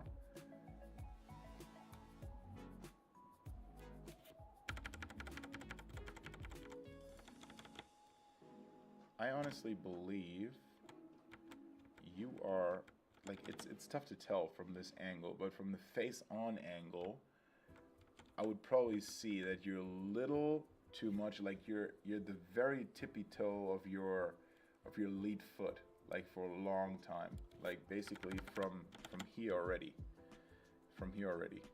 So for you as well, and this is pretty much like the standard. Is like the standard in understanding what creating power in the golf swing actually means. Is we want to be an athlete. We want to see a lot of pressure changes, right, with the drivers. That's going to create the most power. So what you're trying to do in the very beginning is you're trying to move pressure into your trail side.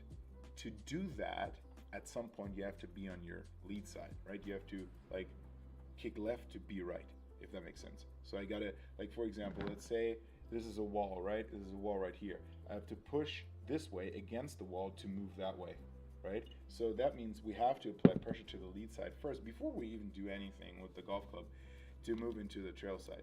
So I would recommend you to do that because then you're more on your trail side, and maybe this move is a little delayed then, or like your feel of moving pressure into that lead side is different.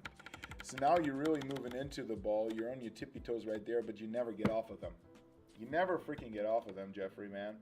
You never get off of them. So you're there, and you freaking, like, look at your left foot, you stay there. Now, look when your belt buckle starts to go up, like maybe here a little bit, or like there, more like there. So your vertical, or all the force you use on your left side is super delayed or non-existent. Okay, so you're just falling into that side. And that also, by the way, you probably, I would say you probably have the face open a lot, right? So you tend to slice it a little bit, I would guess. Is that true? Let me know in the chat. I tend to fall forward towards my toes. Yeah, exactly. That's what I said. Yeah, face has been open a lot. So let me demonstrate you this. For you, there's like, did you play tennis by any chance? Or did you do any type of like racket sport? Any type of racket sport? Where's my fan? I had my fan earlier. Oh, here it is. So this is an interesting one. This is like a fan, right? No tennis, just baseball. Okay, yeah, Jeffrey, that makes sense. Because in baseball, it's like all rotational, right? From here, you just want to rotate. There's not much vertical going on. I see that with a lot of baseball players, actually. So, what I would recommend you to do is, I actually don't know if these are for sale anymore. Like they're Lagman by Tour Tempo, but I really don't know if they still make these. If John still makes these, he's awesome, by the way. But now, just imagine you would have a lot of resistance here, right? You could also put for example, you could put a scarf or something on your driver head, like just a long scarf, so you have a lot of resistance, yeah. And now what you want to do is, because you're pushing yourself away almost, right? From this position. So you're a lot like this. Yeah? You want to push that way, but actually, so what you're doing right now is you squat down and then you stay there, and then you just rotate. You actually want to use this impulse to go that way, to go there. So like, so your head and your body and everything is actually a little more behind the ball as you hit the ball, and you apply pressure forward to stay there, if that makes sense. Because the club head is going to come, right? And it's going to overtake you, it's going to drag you, and like all that stuff. So you want to counteract that and stay there, so you can swing up on the ball. And by the way, down the line, that's also going to bring you in a better position to swing that way. Instead of going there and then there, to swing like outright. So I would recommend you to have a feel, almost create a feel of like swinging high to the right. And then, like, and that's a totally different story. Then you got to figure out like the club head rotation. Yeah, you don't want to have an open face. You want to have like a face that's closing more, so you could draw the golf ball a little bit better. But this is the first bit, because if you would do that, like with rotation in your wrist, like when you're here, then you're just hitting low hooks or like really anything. Really, you have to get your body away from here and getting stuck here to like utilizing that pressure to be here and actually swing up on the ball. Does that make sense? Does it make sense to you? Does that make sense in baseball terms? Do you want me to explain in baseball terms? Don't let the German explain in baseball terms. We don't know baseball. We're too dumb over here. In terms of baseball, we've never heard anything about baseball. Baseball is not a thing.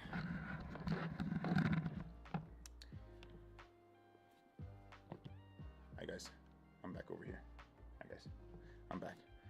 Okay, let's read.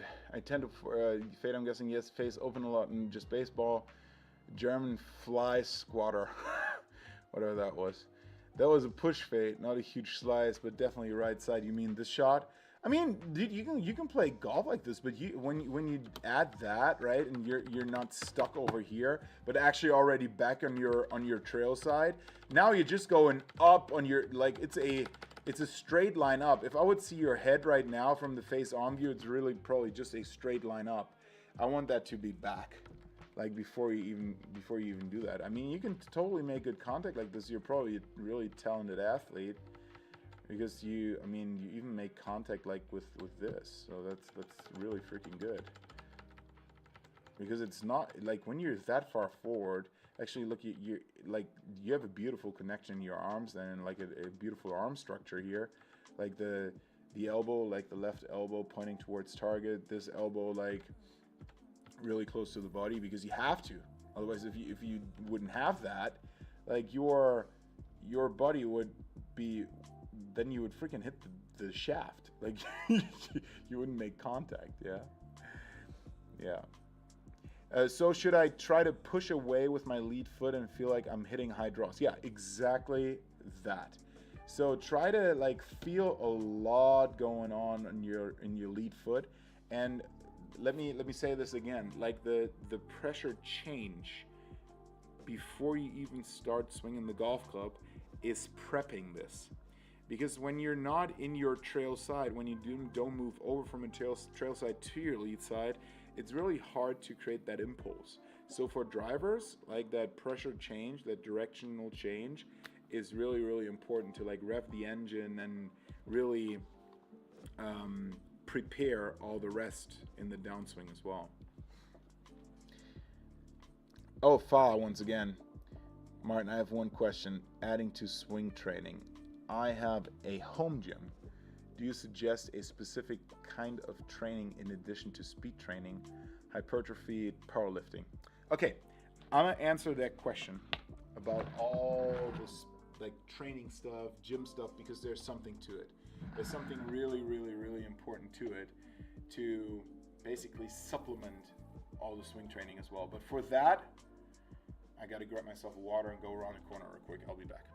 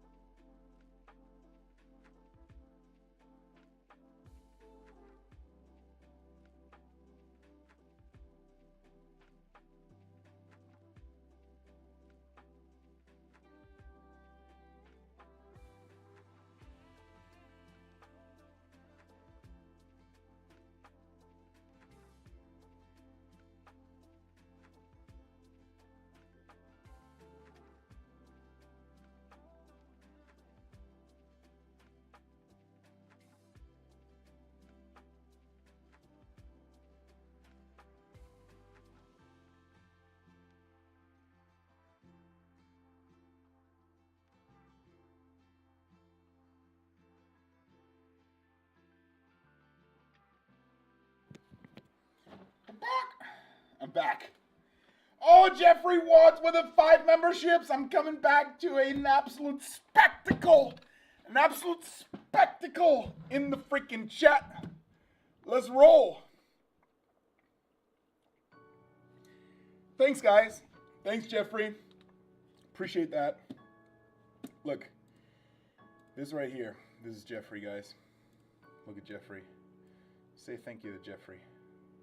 There he is. This is Jeffrey right there. Hi. I think he's going to look at us in his backswing. Let's see if he's going to look at us. Look at us. Hi. Ah, there he is. Look at his beautiful face. Look at Jeffrey. Thank you, Jeffrey. 5 memberships. Let's freaking roll. Let's go. Alrighty. So let me read the chat. Don't forget to wipe. I mean, that. Yeah, exactly. Medicine ball throws from side to the wall. I was commenting on your swing. 8 fan Martin. What'd you say? I don't know what you said. But chicken legs, you're definitely the MIP. Chicken legs is by far like the MIP of the whole chat. Because he improved from like 0 to member. In how many gifted memberships? Like it was a freaking lot. It was a lot, and then he finally got one. It helps with rotation and power. I want to send my swing, but I can't find where. It's in the community tab. So when you're a member, you can find it. But unfortunately, this time I think in this gifted membership round, you did not get one. Unfortunately, sorry about that. Looks like the moderators are not here now. Yeah, I think they're asleep or editing. Asleep or editing. And also this is like when I sit down and actually read the chat, it's much easier for me compared to like being over there hitting golf balls, like trying to do math and yada yada, and then read, and like there's just so much going on. Like this is much easier. All right.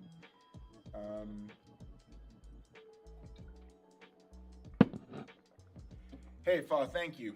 Hey, I appreciate it. Yeah, thanks for coming over. I'm sure I forgot to put my name. It's probably only no name. You submitted it. Okay, Patrick Kelly. Let's see. Let's check out the Google. Okay, let's check out the Google, and then you tell me who you are. Okay, tell me who you are. So we're right here. So who are you? Huh? Who are you? Rage Maker? Are you the Rage Maker? You're not in there, bro. I can't find you. You're not in there, brother. You're not in there. So go put it back in there, or like did you put it in like a different folder? Did you put it in any of these guys' folders?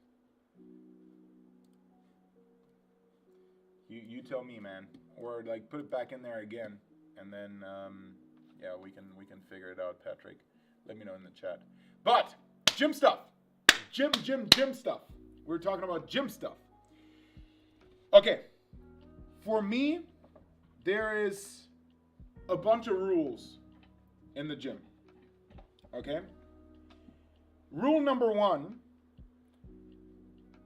cardio's great, but it's not going to help you to swing faster. Okay. So all the freaking, what is it, like bike stuff, the treadmill stuff is not going to help you, okay? First bit.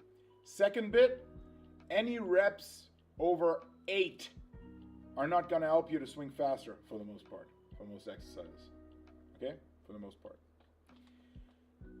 So then, the next rule is, you want to prioritize explosive movements. Explosive. What does that mean? What does that mean? That means go down slowly and explode. Okay? Try to move that weight as fast as you can. And prioritize that over going heavy as well. So what you want to do is you want to pick a weight, like for really any exercise, to be honest with you. Really any. like especially the compound exercises. There's a few exemptions, but especially the compound exercises. Try to find a weight that you can move 3 to 5 times as explosively as possible. Okay, that's what you want to do. So then, in terms of exercises, stick to the freaking basics. Don't do any crazy stuff. Die Erzfeinde, willkommen beim 250 Yard Club. Welcome to the club. So, what you really want to do is you want to pick exercises that are the very basics because they've been working for, don't know, 100 years. Okay, so the basic exercises are things like squats, things like bench press, things like pull-ups, rows, shoulder press. What did I forget? Deadlifts, potentially. Right? So it's exercises where more than one body part is involved in. So over the years, especially with like the bodybuilding movement, a lot of the isolated exercises became popular. And they have a place, 100%. But if you want to swing faster, it's not going to help you to just do like, bicep stuff, right? Your biceps is gonna like grow and get stronger by doing all these compound exercises. And if you really want to, you can throw in like an isolated exercise here and there, but it's not going to help you to get faster. So you want to do all these compound exercises and just try to move stuff as fast as you can, as clean as you can, and as heavy as you can. But you don't want to go too heavy because that's completely going to destroy you. Okay? Okay. Here we go. Let me read the chat real quick and see what's going on. So plyometrics. Yeah, plyometrics are awesome. So like jumps and like really like what I just explained, right? It's like it's almost going that direction. But especially plyometrics in terms of jumps are awesome, right? It's definitely also part of my training for the vertical. And what I'm trying to do there as well is I'm trying to keep it to like 3 jumps maximum per set. Then take a break, and I go again. It's really about like keeping things as explosive as possible every single time. So you're trying to be fast, you want to get faster, then train fast, right? That's the idea about it. Just got back and we are zoomed in on my head. What's going on? Jeffrey, I was just trying to say thank you, okay? I was just trying to say thank you. I zoomed in, okay? I zoomed in over here, and I was like, let's see if he's gonna look at us. Oh yeah, he looked at us a little bit. Like there he is, because I said thank you for 5 gifted memberships, brother. That's what I said, and that's why I zoomed in on you. I was like, let's check out Jeffrey over here. This is Jeffrey, by the way. Boom, there he is. Hi, Jeffrey. Thank you. Thanks, brother. All right. Can we flame Halsey again, or do I need to wait till next week? It's so funny that we start with Halsey as well, right? We started the analysis with Halsey, and he had a freaking 7-iron. He came to a driver lesson with a 7-iron. It's like, but he's got a great swing, so that kind of made up for a lot. Yeah, he actually, honestly, I wouldn't say he had definitely one of the top 2 swings of the day. Definitely one of the top 2 swings of the day. Really, really good stuff from Halsey. But dude, 7-iron, really? Are you kidding me? Okay. At Jeffrey, Martin was admiring your good looks. Yeah, actually was. Yeah. Currently, I'm doing a high-intensity interval training based on explosive power and bench press, squat, military, lat, deadlift. Perfect. Perfect. Absolutely perfect. That's great. What you got to keep in mind then, Fa, is you want to time the training correctly with your speed training. Because there's really 2 types of workouts. There's like an activation type of workout and a just like let's say muscle fatigue and you're really just trying to work out type of workout. Okay, an all out type of workout. So you never ever want to do one of the all out workouts before you hit. You want to do like the activation type of workouts before you hit, but when you've gone all out and your body is completely done, you can't hit. And also you have to make sure that like your rest and recover periods are fine, so you're actually fresh for the hitting sessions, because when you're not fresh for the hitting sessions, you're going to be slow, right? So keep that in mind. Activation type of workouts are really just doing things that don't feel really satisfactory, if that makes sense. Just a few reps here and there, just getting up to speed, just warming up the body, like doing like an explosive move here or there. But would you like to disable automatic standby? Yes, I would like to do that. Thank you. So it's really about warming up the body, throw in like an explosive move here or there. Plyometrics are great for that as well, but you don't want to go all out, because when you've gone all out, you can't swing anymore. Okay, the ads find a member now. Yeah, then you can check out the community post, brother. Check out the community post. There's a link in there to the Google Drive, and then you can upload your swing to that drive, and then you let me know. So where is, wait, who was it? Patrick Kelly. Patrick, where are you? Okay, I tried to resubmit. So where are you, brother? You wanted to submit a swing. Nico, this stream is awesome. That is great. All right, so Nico, didn't you? Hey, Jonas, you like that hat, don't you? This is, honestly, this is currently my favorite hat, like by far. Like compared to this one, I like this one so much. And look, I got it in this color as well. Oh no, didn't focus. There you go. How do you like this? I feel like I'm gonna wear this for a little bit. How do you like the pink one? It still has freaking tags on it. And this one too. Here we go. Oh yeah, I like that. I really do. I really like this. And Nico, Paul freaking Garish is back in the house. The MVP. And guys, okay, let me show you this. Let me show you this, Paul. Let me show you this. Hi, Martin. In karate, throwing a punch while tight is slower. When swinging a club, should we stay loose during the swing and get tight just before impact? Thanks, enjoying the content. Okay, let me answer this before I jump on Nico's swing. Nico's swing and the ads find and like all this stuff. Paul, you're absolutely right. So there is a fine line between, so the way, I think that the best way to describe the golf swing is like cracking a whip. So when you're really tense, you can't freaking like crack the whip, right? But when you're like, when you're tense in the right moment, you can crack that whip really hard. It's exactly the same principle, because eventually, especially with drivers, we want to treat the shaft like a whip. We want to unload the shaft correctly, okay? So like what you're describing is pretty much spot on. So when you're really tense, when you're almost like cramping up, when you're trying to go as hard as you can, then, well, your range of motion is going to be less. There's just going to be a lot of things going on in the swing that's going to make your swing slower eventually. So that's why in the very beginning I mentioned launch monitors are absolutely crucial, right? Checking out your numbers on the launch monitor is absolutely crucial, because you cannot feel speed. What you feel most of the time is impact and tension, right? That's the two things you feel. So you can't really feel speed. For me, it's still impossible to feel if my swing was 153 miles an hour or 163 miles an hour.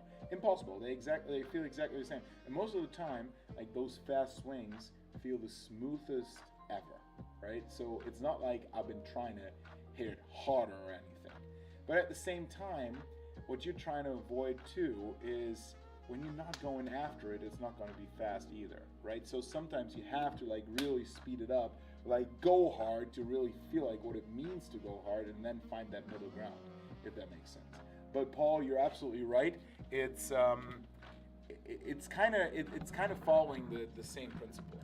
It's kind of following the exact same principle. Okay, so Jonathan Scott, for whatever reason, you're saying explosive bench made the gears of my mind turn, and I think I just figured out some shit about my bench. Look, this chat is just awesome. This community is just awesome. Everybody's helping everyone, right? And all of a sudden, Fa freaking fixed Jonathan's bench press.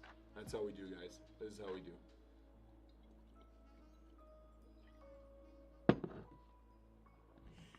Christian the Great. I'm so unlucky with subs. I think I'll just buy the 350 yards. You know what, Christian? You know why that is a great idea? Because I just today,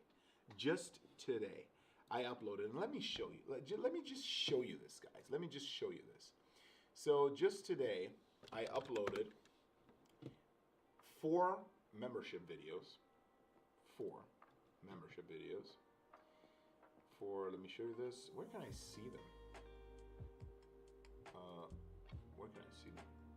Can I see them over here? Only for channel. I don't know where they are. Am I a member? Do I count as a member? Oh no. Oh, I can see them right here. Okay. So I just uploaded these four videos for members. And Paul Garish following up with the freaking 10 memberships. This guy, Paul Garish, is the freaking MVP. And I want to show you a few things. I want to show you this, right? These are the first 4 videos of the driving masterclass. There's one more video coming out every week, and then we're doing individual Q&As, individual swing analysis, and help with your driving and speed game. But it's definitely worth becoming a member because these 4 videos are already up, and they're 2 minutes 30 up to 3 minutes long, so they're little chunks that help you to get faster in no time. So it's definitely worth it. And thanks, Paul, by the way, thanks for the 10 memberships. And what did I mention?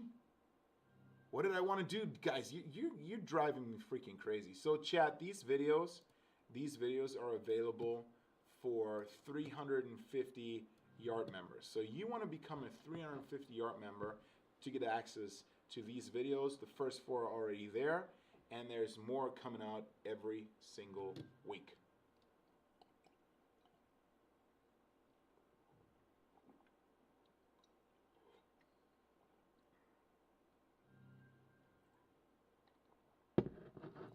Wow, Paul, look at this. Memberships just coming in. Just freaking coming in, the memberships. When I try to squat a lot from the backswing, let's say that I load legs on the backswing. I don't know if that's correct. I feel that I can't come up with legs in time. How do you solve it? You don't want to squat down in the backswing, brother. You really don't want to squat down in the backswing. You actually want to elevate yourself in the backswing. You maybe like this in the very initial phase of the takeaway, like when that club head is still on the ground, you might want to squat down to elevate yourself because that's a counter move, if that makes sense. But you actually want to elevate yourself in the backswing. You really don't want to squat down. The moment you want to squat down is as you initiate downswing. You want to initiate downswing hard.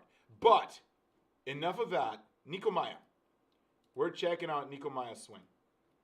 Here he is. Nico Maya. Nico, are you in the chat? You there? Nico, are you ready for this? Nico, give me a sign if you're ready for this. This, ladies and gentlemen, is Nico. There he is. Oh, he's ready. Jonas, why do I lose connection every 10 seconds? It doesn't happen on other streams. Oh, really? Are you kidding me? Guys, are you using connection every 10 seconds? Is that true? That's weird. Because to me, my connection over here says, it's very good. It's all really, really good. I have really good upload. I don't know. This is weird. Okay, so, Nico, you want to take away that club a little for... Okay, it's just like a little waggle. Okay. I'm kidding. All right, let's check out the swing. Clean. How old are you, Nico? How old are you, Nico? Let me know.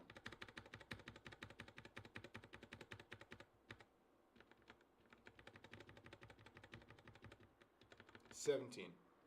What's your club head speed and ball speed?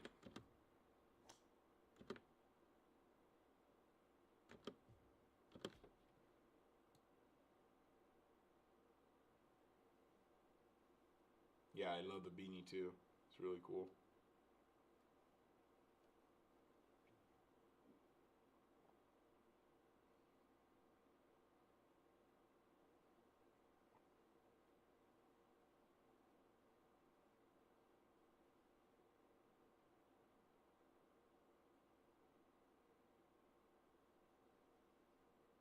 Okay, Nico.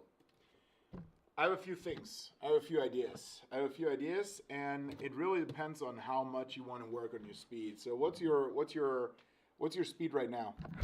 What is your speed right now? Let me know your speed right now. You only know your 7-iron. Well, then find out your driver, please. You have to find out your driver speed, because without knowing your driver speed, I'm gonna just put this right here. So, without knowing your driver speed, it's really tough to improve. Okay. It's really, really tough to improve. So first of all, what you want to do is you want to go to a launch monitor facility or like ask your pro or whatnot to get a read on your driver. Okay, so especially the club head speed you want to check out, and then from there you take that as a baseline. And oh, mic sounds a lot better this way. I'm just a little because I'm just closer. All right, this is good. Good to know. So what you really want to do is you want to get your baseline number. Otherwise, you're not going to see if you improved, okay? So now, this is a really good golf swing, brother. This is a really freaking good golf swing you got there. So it's really tough to critique anything in terms of the golf there. But there's a few tiny elements. Your handicap is probably, like, based on your swing, I would guess you're like a definitely single-digit handicap, right? So you're probably like I would say like a 4. Are you like, what's your handicap, brother? What's your handicap, Nico? Oh, 13? Really? Are you kidding me? Your swing looks much better. Your swing looks like a freaking 4. It's like a really good, really balanced, really good golf swing. But it's really tiny details here. So, first of all, look at your beanie. So your beanie goes up, right? So you have this little trigger move going here before you take away the club. I like that. But you're only going up. You're not going left and right. So have that in mind first, okay? Pressure distribution. So you could add a little bit more of a pronounced trigger move there. And I do not want you to have like this massive long drive type of trigger move. Don't get me wrong on that, okay? Don't get me wrong on that. It's really like, look at Rory, look at DJ, look at Bryson.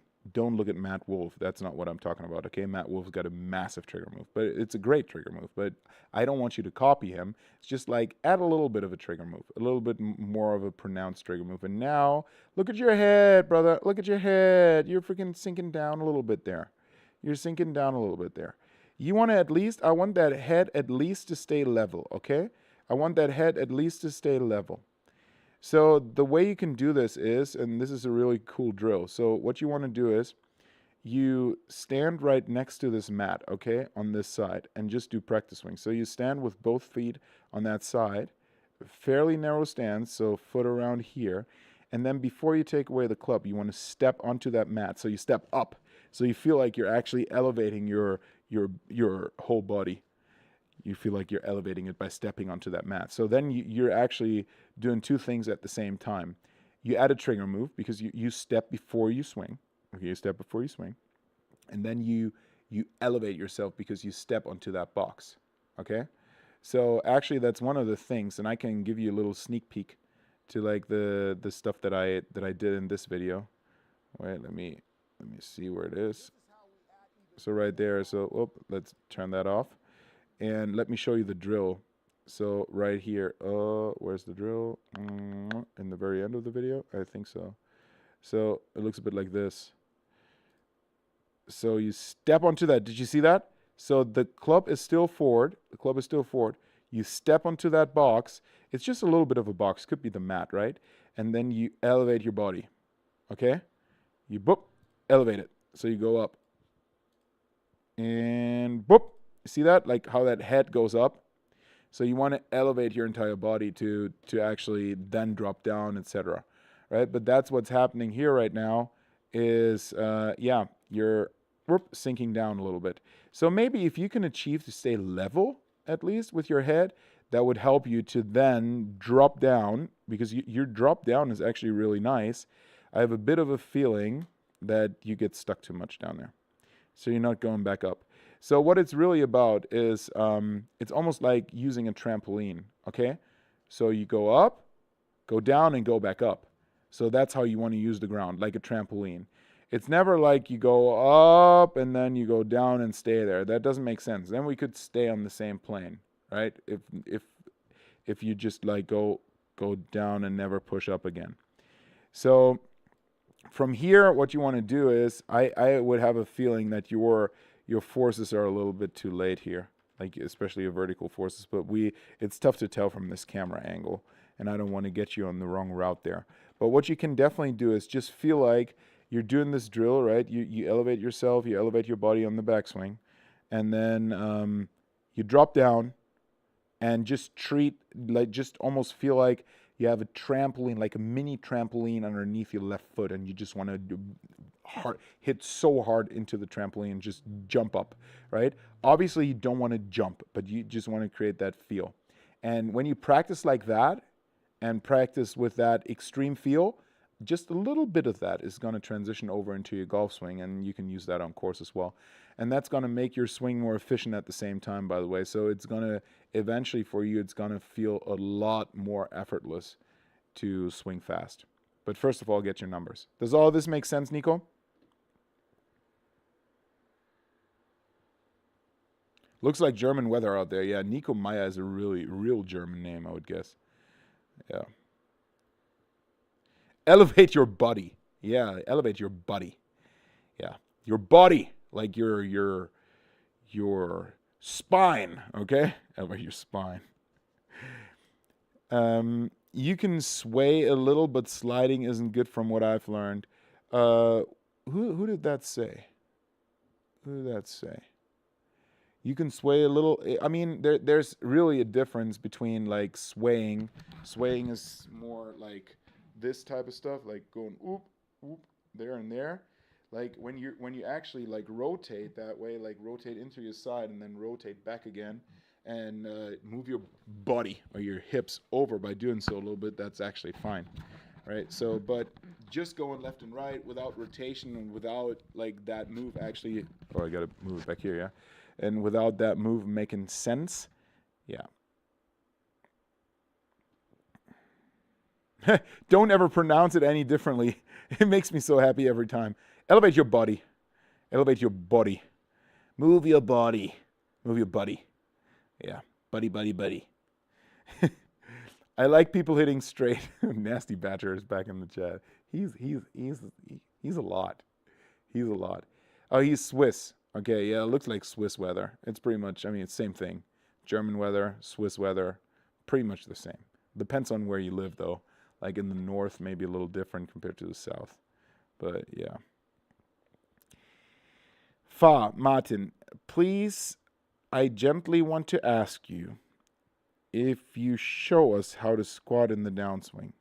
Because if I exaggerate it, I feel that it will be harder not to chunk. What do you feel when you push from the ground? Yeah, it's actually exactly what I just explained, right? Just like the mini trampoline, actually, this little like push off the ground can, like that type of feel can help you to get back up and not just squat down. Because what I just said, it's really not about just squatting down here. It's actually about utilizing this initial impulse just as you initiate downswing to come back up. It's like so down and up, like a mini trampoline. That pretty much explains it the best way. If you watch my swing, don't judge. I started golf a few months ago. I'm a handball player. Okay, great. Hey, is your swing in here? Let's see. Let's see if you actually upload your swing. See where you are. I don't see you in here, brother. Oh, there it is. Are you swing 3-wood? I think you're swing 3-wood, yeah?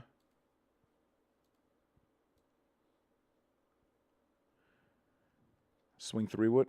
That's probably the one. All right, let's check it out. In general, Nico, honestly, your swing is so good, man. It's just so pure. It's just unbelievable. But you wanna add more speed to it, right? Then that would be a great step. But it's an unbelievably good swing. Like I mean, for a reason, I thought, like, my goodness, brother, you're like a 4 handicap. You gotta be like a 4 handicap or something. Rage Gaming. Hey, are you the rage maker? Are you the rage maker? Because I did not. Did I actually? Wait, did I? Oh yeah, I analyzed your swing already. But I can go through it again. I can go through it again if you want to. I was just freaking roasting it. That's all I did. That's all I did, because Rage Gaming sounded so hard, right? I had to freaking roast it. But I'm gonna go through it here in just a little bit. But before, because Swing 3 Wood from the Ads Finder needs to get a bit of an analysis first, because he just recently started golf, and I want to give him a few pointers, if that's fair. I got that video from my buddy. He took it from Snapchat. Yeah. So you heard how I was roasting his swing, yeah. But actually, it was like in the very beginning, you look like a freaking beginner golfer, right? So look, this guy, the Ads Finder guy, looks more of a golfer than you at the very beginning, right? And then all of a sudden, you're just freaking sending it, brother. Just like from 0 to 100 in like one move. So, okay, first of all, let's check this out. So that's a 3 wood. So first of all, brother, you seem like you're really addicted to golf, because it looks cold out there. It really looks freaking cold out there. And you're still hitting golf balls on the driving range. That's dedication. There we go. Okay, let's cut it here. You even added some music to it, brother. Okay, let's slow it down. Let's slow it down to like 20%. Turn up the music. There we go. Dude, like that's some solid freaking move there. That is really some solid freaking move. Okay. Okay. Dude, for you just getting started with this is a really freaking solid move, especially in the backswing. Okay, I have one really, really, really easy fix for you. Wow, you're like the flexibility of this. I mean, look at the swing length. Good Lord. Okay, so I played every day since, yeah. that really looks like you've played every day, man. It's really freaking good. It's really good. So okay, let's look at this down here. Look at this foot. And I want to know, look at this foot, okay? And I want to know if you're aware of when you lift that heel off the ground. Do you know when this happens? Are you like doing that consciously? Are you doing this consciously?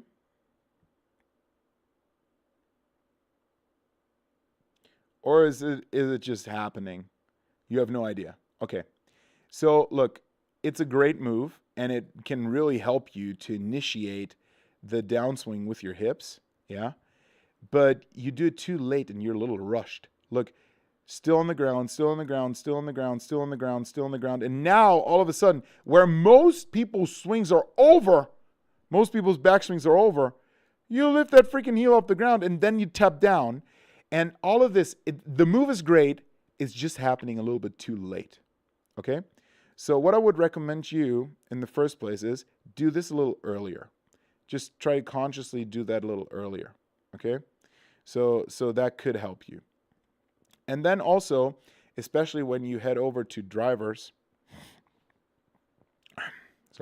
when you go over to drivers, you want to at some point also really move into this trail leg, because you're very lead leg dominant here. And then like it's a weird position because you're so far over here, like all your pressure is in this toe section over here, but you lift that heel section off the ground. So that's kind of contradictory. Okay. So try to just shift a little bit into your trail leg, like as you move away from, ideally before you take away the club, do that. And then you have your left leg is just so freed up. And then you can like use this little tap to like tap down to initiate the downswing. Okay. So it's kind of like you want to combine all those moves. Okay. Let me show you this. So you want to combine all the moves. and do it in one flowing motion. Okay? So you want to like, right now you do this, and then you go down. So there's a lot of restrictions going on. So like, wait, you're going like this, and then like that. So that there's not a lot of flow to it, okay? So what you want to do is, you want to move into the side, swing. Now, as you swing away, so you can move into the side a little bit, and as you swing away, lift that left heel off the ground, and then as you want to initiate the downswing, put it back down. So it's like, shoo, shoo. So like, woo. There's much more flow to it. Much more flow to it, and not that much contradictory stuff that creates a hard time to actually move all these body parts. Okay? Does that make sense to you? That's fine then? Is that fine? Did that make sense? The sound effects are great. Nasty Badger. He's on it already. Look, don't get a lesson from Bryson in the future. He's an awesome fellow, but I don't like his swing. Good grief. Take some, I don't know what that means. FP obsessed, hitting straight. And he's just, Nasty, did you drink too much tonight? Nasty, he's always so nasty, and he's not even a member. I feel like he's the only non-member in here. Yeah? I'm going on the range tonight. No more school for me, just golf. How old are you, brother? How old are you? Nasty's always ranting, but I like him. For whatever reason, I like him. There's going to be one day, Nasty Badger is going to get a membership. And then he's a member. And he can't even, he can't hide. He can't hide. Yeah, he just can't. All right, so we head over to the Rage Maker. And I don't know if you've seen that, brother, but you really have, like, a lot of cool moves in here. So first of all, brother, you want to get, how do I get a video to you for review? Become a member, or you are a member, Golfing Reaper. You are a member. Check out the community post. There's a Google Drive. You can put them in there. So Ragemaker, first of all, right? So you gotta get like a proper video going here, dude. Like, what the fuck is this, huh? What the fuck is this? Did you film this on the freaking potato? Huh? Did you film this on a potato? Did your brother film this on the freaking potato? And then it's like zooming in and out. Like, there's just so much going on. Okay? So, do you have a promo code for the stack system? Yep. I put it in here, Martin 10. Martin 10 is my stack system code. I think you get 10% off. It's really freaking great. Like, I've been working with them for 2 years now. And by the way, the cool part about this is the stack system is created by Sasha McKenzie and Marty Jertson. And especially Sasha McKenzie, with his research background, he's been a trailblazer in the industry for decades. So it's definitely the most sophisticated training system out there. And that's what it's actually about. I mean, the stick is really, a stick is a stick, right? You can only put like a weight on the stick, and then you have a stick with a weight. It's like, yeah, whatever, yeah? It doesn't make that much of a difference from stick to stick. But the difference is really the programming around it and how sophisticated it is and how it's individualized, how it individualizes the training. It's really freaking great. It was an orange, actually. Yeah, you took the video with an orange. Yeah, it's like the oranges are mostly a little bit better than the potatoes. But, yeah, they're still shitty. Yeah, but, dude, like, actually, I got to say, not freaking bad, brother. Like, how are you going after it? But this extension, dude, like, we gotta freaking work on this, like, crazy extension. So, first of all, a face-on view would help. But first of all, make your freaking stance a little wider, okay, brother? You're a big guy. A big guy needs a big stance, okay? A big guy needs a big stance. So go a little bit bigger, brother. Yeah? So that's definitely gonna help you. Make it better. Make it better, bigger, wider. Big guy, a wide stance, okay? And then, brother, you got to be a little patient at the top, man. Be a little patient at the top. So first of all, like, this takeaway is just like, first of all, the takeaway, man. You take away the club, like, with your arms. You're a big guy. You want to take away the club with your body, okay? So wider stance, Work on the pressure distribution, like feel like moving left, moving right. And then before you take away the club, move that body, move that body. And I keep saying that over and over again because it's the one easy bit, like the very fundamentals of the golf swing. It's the one easy bit with drivers that rarely anyone is doing. And it's so easy. Every other sport has motion going on before you do the actual motion. Every sport. Look at baseball. They all freaking trigger before they swing. Every single one. Everyone. Look at all of the, basketball we don't even need to start talking about because obviously they're moving the whole time, right? And then once they, watch them do a freaking free throw. A free throw. Show me one basketball player that has a super static free throw. Without knee bend, without triggering, without all that motion going on, without the dribbling before and all that stuff. Nobody's freaking going from a static to a throw. From a static position to a throw. Nobody would freaking do that. Okay? So we want to move left and right, left and right. So have that little bit of a trigger going on here before you start that swing. And then be patient. Be patient at the top. Be patient at the top, and then once you, it feels like a freaking eternity up there, right? So you stay up there, be patient up there, and then slam into that lead side from there and try to crack the whip. That's what you're trying to do, okay? In the future from now on. And, then all of this is going to look completely different from there. But we got to get, those fundamentals right, brother. We got to get those fundamentals right before you can then I want to see how this early extension looks like, because it looks like you're freaking muscling this, yeah. It's based on those fundamentals, it's such an amazing swing. It looks really freaking great. It looks really freaking great. You have so much power, but put yourself in an athletic position so you can actually utilize the power better. Okay, so I say dude, if you would be in my studio over here, I'm 100% certain I would give you 10 miles an hour in 5 minutes. Just by changing a couple fundamentals. Yeah?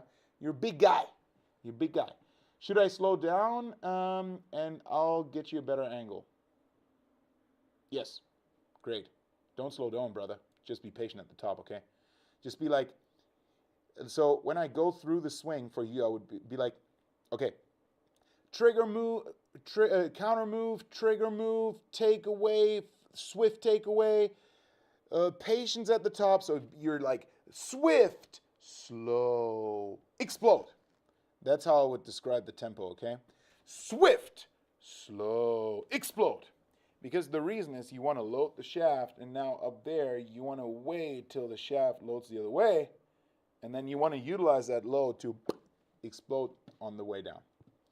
If that makes sense. I'll make the drive. Yeah, get me a better angle, bro. It's not really slowing down, but having good tempo. Yeah, exactly. It's exactly right. It's because you have a directional change, right? So you go from speeding up the shaft on the way back to speeding up the shaft on the way down, and that transition is what we call tempo eventually, right? The ratio between the backswing and the downswing. And depending how fast you are at the different parts of your swing, it looks and feels completely different. And that's what helps unloading the shaft correctly, and that's what adds so much speed. Do you have some optimal stats that I have to reach with launch monitor in order to get the maximum distance? Spin, attack, yeah, okay. Let's go through the basics there.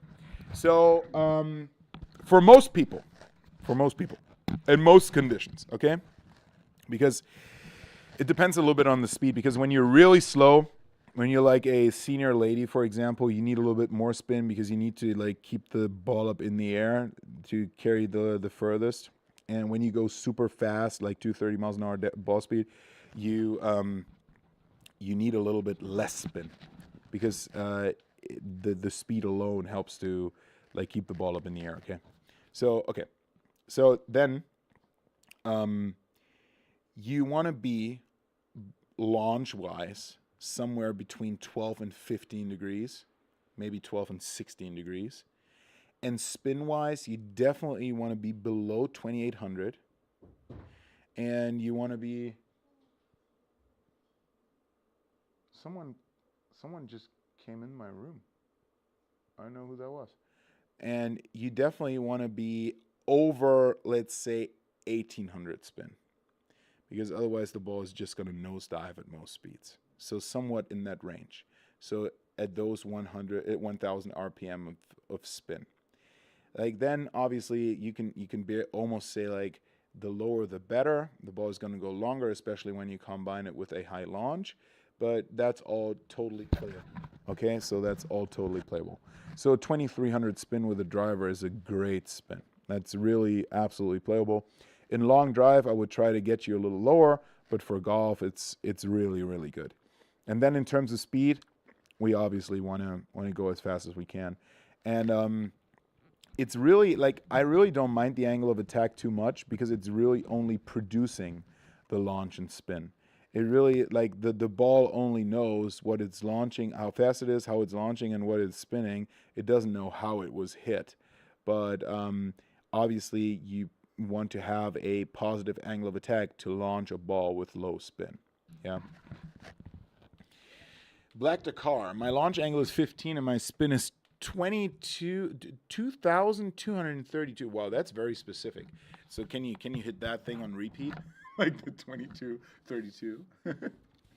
But that they seem to be a pretty good shot, yeah. Hey Martin, said I didn't get a chance to send a swing on time from Drunkling next time. Yeah, let's do it next time. Absolutely. I don't know any of my numbers. It's all guesses. Yeah, it's for a lot of you guys. I've heard that you really don't know your numbers. It's really cool to know. So just going to an indoor facility, like whatever it might be, could be 5-iron, right, in the States or whatever it is. Just book in for an hour and go through your clubs and check your club speed, ball speed, launch angle, and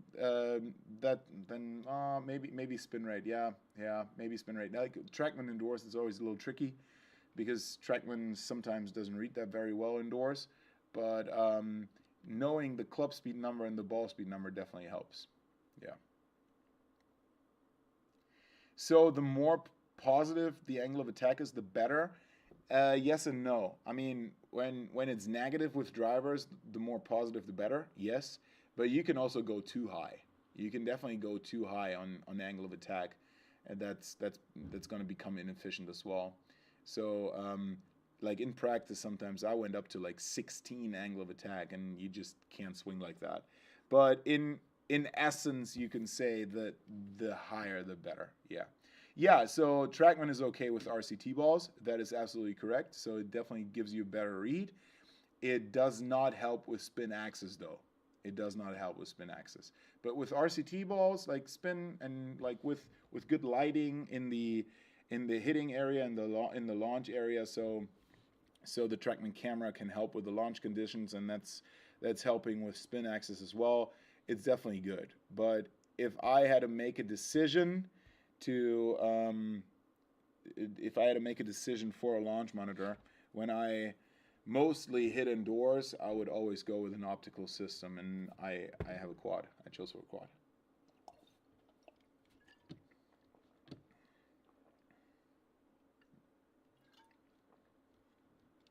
Okay, do we have another swing?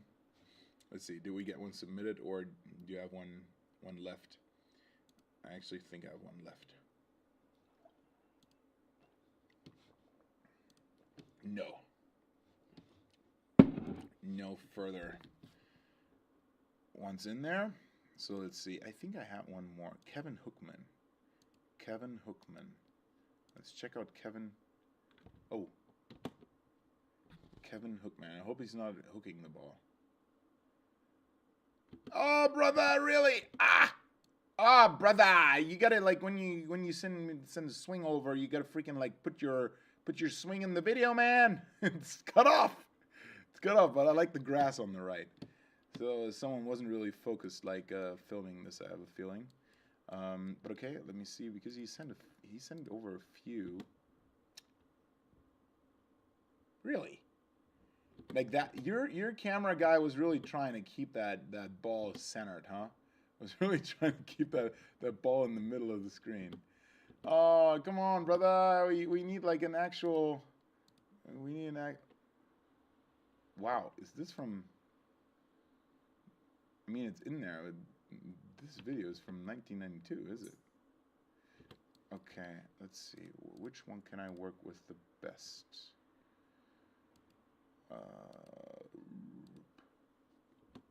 That's a hybrid.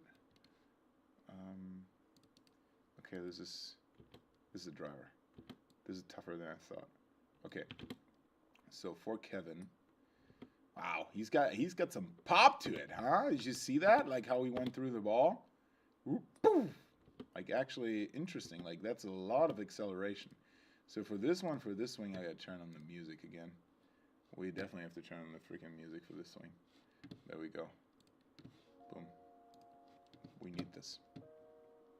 Yeah, no shit, Rage Gaming, dude. Like he's your potato brother.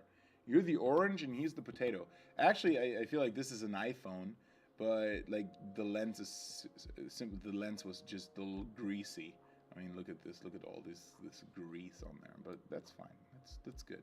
It's not like everybody's a content creator. It's all fine. It's all fine. So let's slow this down. Let's freaking slow this down and see what Kevin's got to offer here. So, okay, he actually got a little bit of a trigger move in there. Did you see that? Like how his body is moving, how he's like moving into that trail leg. Like that's what I'm talking about. That's a nice trigger. Like moving into this trail leg. This is really nice.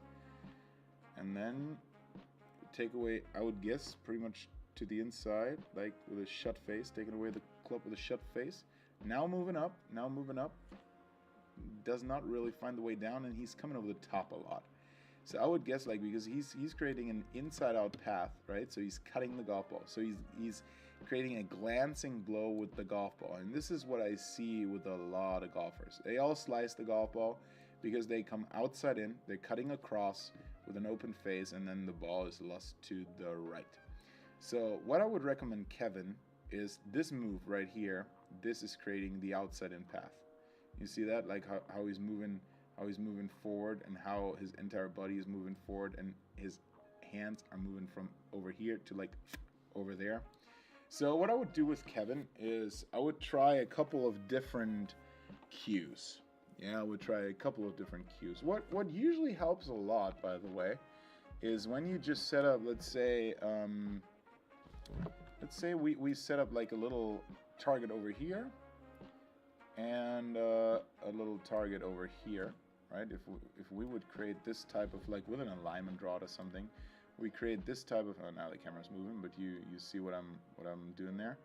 So, and I would ask him to just swing across that line. And just that visual cue, most of the time, does wonders to the golf swing and to the body motions, because he's trying to just miss that alignment rod or whatever I set up there. It could be a pool noodle. So there's a bunch of things we could do there, right? I could like work with tees, but it does not make sense to work on any crazy power elements or anything when you're coming over the top like that, Kevin. So you got to be aware of that and try to fix that first before we can work on any power elements. And because you cut across so hard and you create so much spin to the golf ball, your speed is not going to do anything. Your speed is not going to move the ball forward, but your speed is only going to make the ball balloon more, and you're going to make it lose right more. So it does not make sense to work on power elements there. Your best power element is probably getting rid of your over-the-top move, or let's say, I mean, the over-the-top move is one thing, but really when it's leading to what it's leading here with like the cutting across, I would try to work on that first and then try to add more power elements later on, because this is going to add the most distance to your game. Kevin Hookman is definitely not hooking the golf ball. That's for sure. We're potato brothers. Way over the top. Yeah, over the top basically. Yeah, exactly. It's like, it's pretty, it's everywhere out there. Everywhere. Martin, I have 2K to budget for a launch monitor. Currently, Mevo Plus is at 2K for Black Friday. Do you suggest it for that price? Are you mostly hitting indoors or outdoors? if you're mostly hitting indoors or hitting indoors at all, I would not recommend any type of radar device. I would always go with an optical device.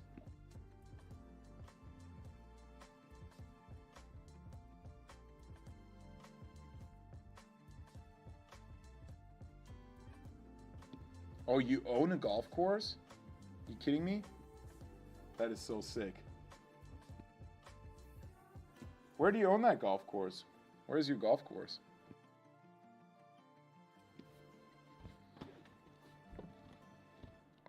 Where do I join the 350 club? I think you can go, can you do this? Maybe you cannot do this. Sorry about that. You can join the 350 club on my page. Is the bot not activated? That sucks. Hit the dollar bill right next to the chat. Oh, yeah, right. Yeah, you're right. That's where you can do it. That's where you can do it. Next to the chat, there's a dollar bill that says memberships. And you can click. You can click and get the right one. That's good for you. Yeah. That's really cool. You own the freaking golf course. Pitch and putt. That's so cool. Yeah, if you use it indoors, I would not recommend any type of radar device. I would probably go with a GC3. But I gotta say, and this is like, I really don't know much about it yet. But the Garmin R50 that just recently came out looks really interesting. It looks really interesting. I haven't tested it. I don't know how good it is. I don't know if it reads as good as a GC3 and a quad, because they're the absolute state of the art of optical tracking of golf balls. But it looked really interesting to me, and that all of that for a price point of $5,000, it's really interesting. It's really interesting. But yeah. So for all you guys out there, the 350 yard club. Just today got an upgrade because we have all these videos in I'm gonna show you here in just a little bit. We have all these videos in the membership area. 4 videos: how to increase your driving distance the fastest way, most efficient way, and most permanent way possible. And you can get access to all of these through the 350 yard membership. And there's going to be videos added every week. You can ask specific questions, you get specific answers. So go become a member, and we'll go from there.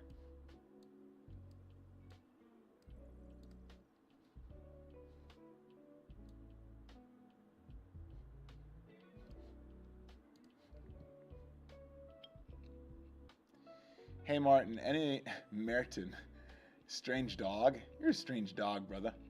Hey Merton, any advice for a 54-year-old with a 20 handicap to get more distance off the tee? Yeah, you're in the right place, brother. You're in the right place. So the 350 yard club for you would be a great starting point. And also, why don't you submit your swing? You could submit your swing. And then there's so many different ways. It can be swing fixes, mechanics improvements, could be swing training, could be going to the gym. It really depends on where you are and what your lowest hanging fruit is right now. Chad Rector. It is pretty awesome with within 1 yard and 150 RPM of spin after 100 shots with driver on the R50 compared to a GC Quad. And that was the beta version. Yeah, that's interesting. It's really nice. That's really cool. And if that's true, that's actually mind-blowing. But it's tough to tell because you can't use them at the same time, yeah? So it would be interesting because TrackMan and quad reads are pretty much exactly the same outdoors. So it would be interesting to test it against a TrackMan outdoors because you can set them up at the same time, yeah? Because I think when you use 2 infrared devices at the same time, the infrared is going to interfere, so it's not going to register any shots, so you can't use them at the same time.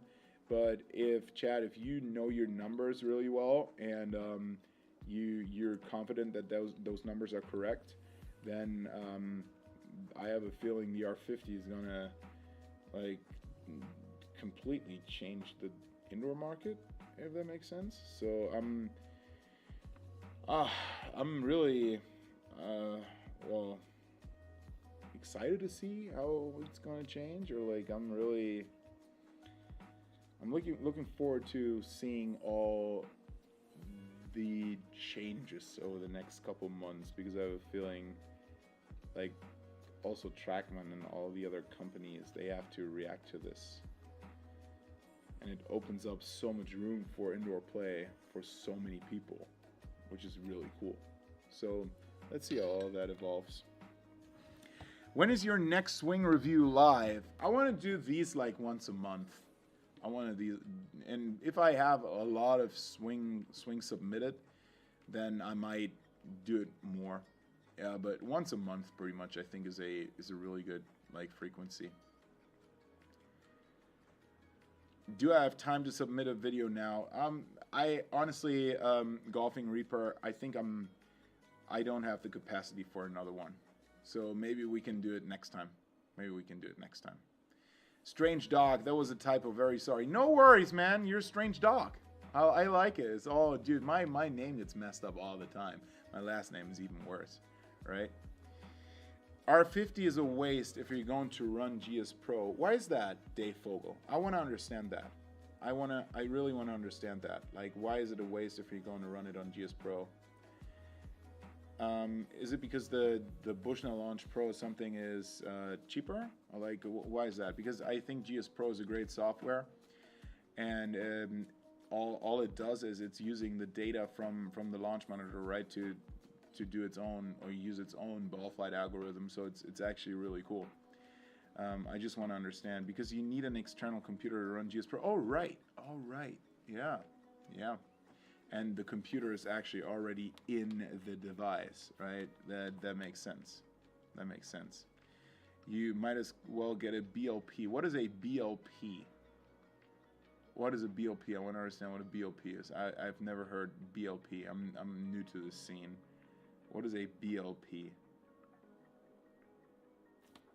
Can I Google BLP launch monitor? I've never heard BLP.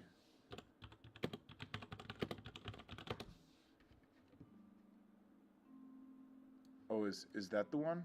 Like over here? Like this one? Is that the BLP? Ah! Bushnell Launch Pro. Okay. Yeah, Bushnell Launch Pro, yeah, it's true. Got him! Yeah, Bushnell Launch Pro. Basically GC3, yeah, okay. Yeah, that's true. The thing though is, over here in Europe, we cannot get the Bushnell Launch Pro, I think. So we only have the GC3, and I know it's the same device, but it's a bit of a different model, right? So the GC3 is just a one-time payment, and then the Bushnell Launch Pro is like a little bit of a lower one-time payment, and then you have like subscription stuff. So yeah, that's true, and it works very well. But the thing is, you're right. I think what it's going to do, what the R50 is going to do, is it's going to open up the field for just like backyard golfers, right? That set up a net and just want to play on like an integrated simulator, that don't know like how like gaming computers and GS Pro and cabling, like all that stuff works. I think it opens up the field for those guys to get into that type of scene, and then eventually they're going to end up using GS Pro as well, hopefully. But I think I think it's a really great starting point for those type of golfers. I really like that. I dropped the mic. Once again. Mike was right. A clip-on mic would probably be the best solution, but I just don't like them having them. I like this better, if that makes sense. Okay. I tried the Unicore. I did not like their reads as much as I like my Foresights, if that makes sense. The reads were a little weird. Especially for long drive, it doesn't work that well. Yeah. If you want to use GS Pro, basically all the features of the R50 became useless. Yeah, okay, I get it. Yeah, that's true. But that's the question. Like, how many people want to use that, right? I've tried Golf Zone. It's the same problem. Like at high speeds, you have a problem with spin and speed as well. so that doesn't work that well. But guys, I'm gonna wrap it up for tonight. Thank you so much for watching. I hope you learned something, and keep in mind, a 350 yard club is gonna get you access to all of the training videos. So I put a lot of effort into those, and we're gonna have a lot of streams again where I'm playing the tournaments. We're gonna have a lot of giveaways. We're gonna have a lot of like, I'm actually, what I'm doing right now, I can for you guys, I can actually give you a little bit of a preview here. I can give you guys a little bit of a preview. Let me show you this. Let me show you this. I'm gonna give you a little bit of a preview here. How you like this? On a t-shirt? On the back of a t-shirt? Thoughts on that? Back of a t-shirt? Back of a t-shirt? That'd be so sick, huh? Something like that. So yeah, I'm working on that type of stuff, because what I like about, like, I really don't freaking like merch, right? If it would say something like, I don't know, Martin Borgmeier or something. What I like is the subtle stuff. Like when you're in the gym, right, and you wear that freaking t-shirt and someone else knows, like, my stream and knows what it means and where it's coming from, then you two, you're best friends, like, in no time. You don't even need to talk to each other. You're already best friends, right? It's almost like when you're, I don't know if that's the same in the US, but look, imagine you're at an airport, right? And like someone's wearing like a Callaway hat, or like some type of like a TaylorMade, a Titleist hat. And then you both know you have something in common. All the other people don't know. They don't know what Callaway and TaylorMade and all that stuff is. They don't know that. But you know, you're kind of, you already you're friends, but you don't even know each other, right? And I want to create the same thing with like this, because this could be, yeah, it could be freaking fire. I like that stuff. So this is what I have in the making, and obviously there's going to be benefits to all the early members. So, and there's going to be a banana slice one as well. That's actually a really good idea. So thank you guys for watching, and hey, see you in the next one.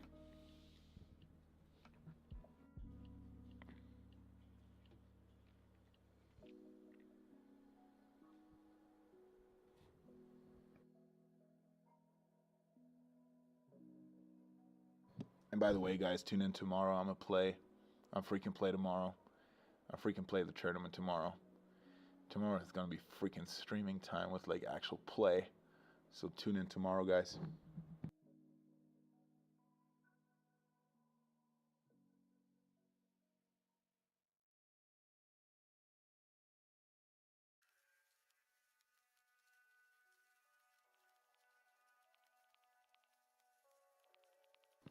Tomorrow I just play the SGT. Let me check real quick what the SGT course is. I'll let you know. So tomorrow on Pro we have Sea Island Seaside course, the RSM Classic. And on tips, let me check tips real quick. Oh, same thing? Oh, same thing. Just probably different tees, I guess.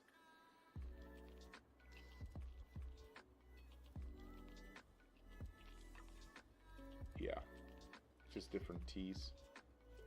So we're gonna play the same course twice, but in different conditions, and we're absolutely gonna go low. We're absolutely gonna go low. I want to win a tournament. This is my goal for the winter. I want to win one tournament. One tournament. Let's roll, guys. You have a good night.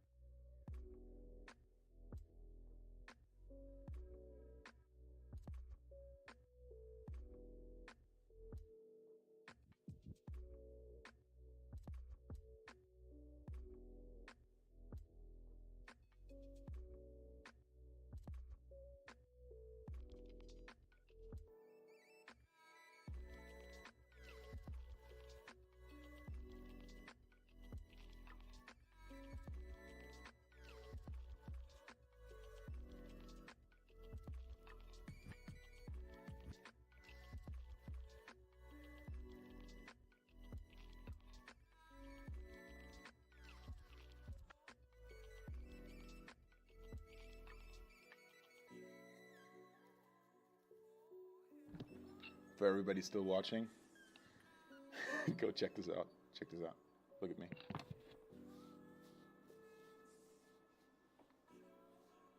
You looked up? Does it look good? I knew chicken legs was still here. You like that? I gotta go to the freaking barber. See ya.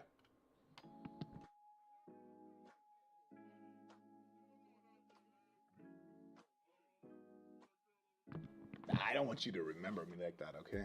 So, I'm back. I'm nice and groomed, huh? I'm nice and groomed.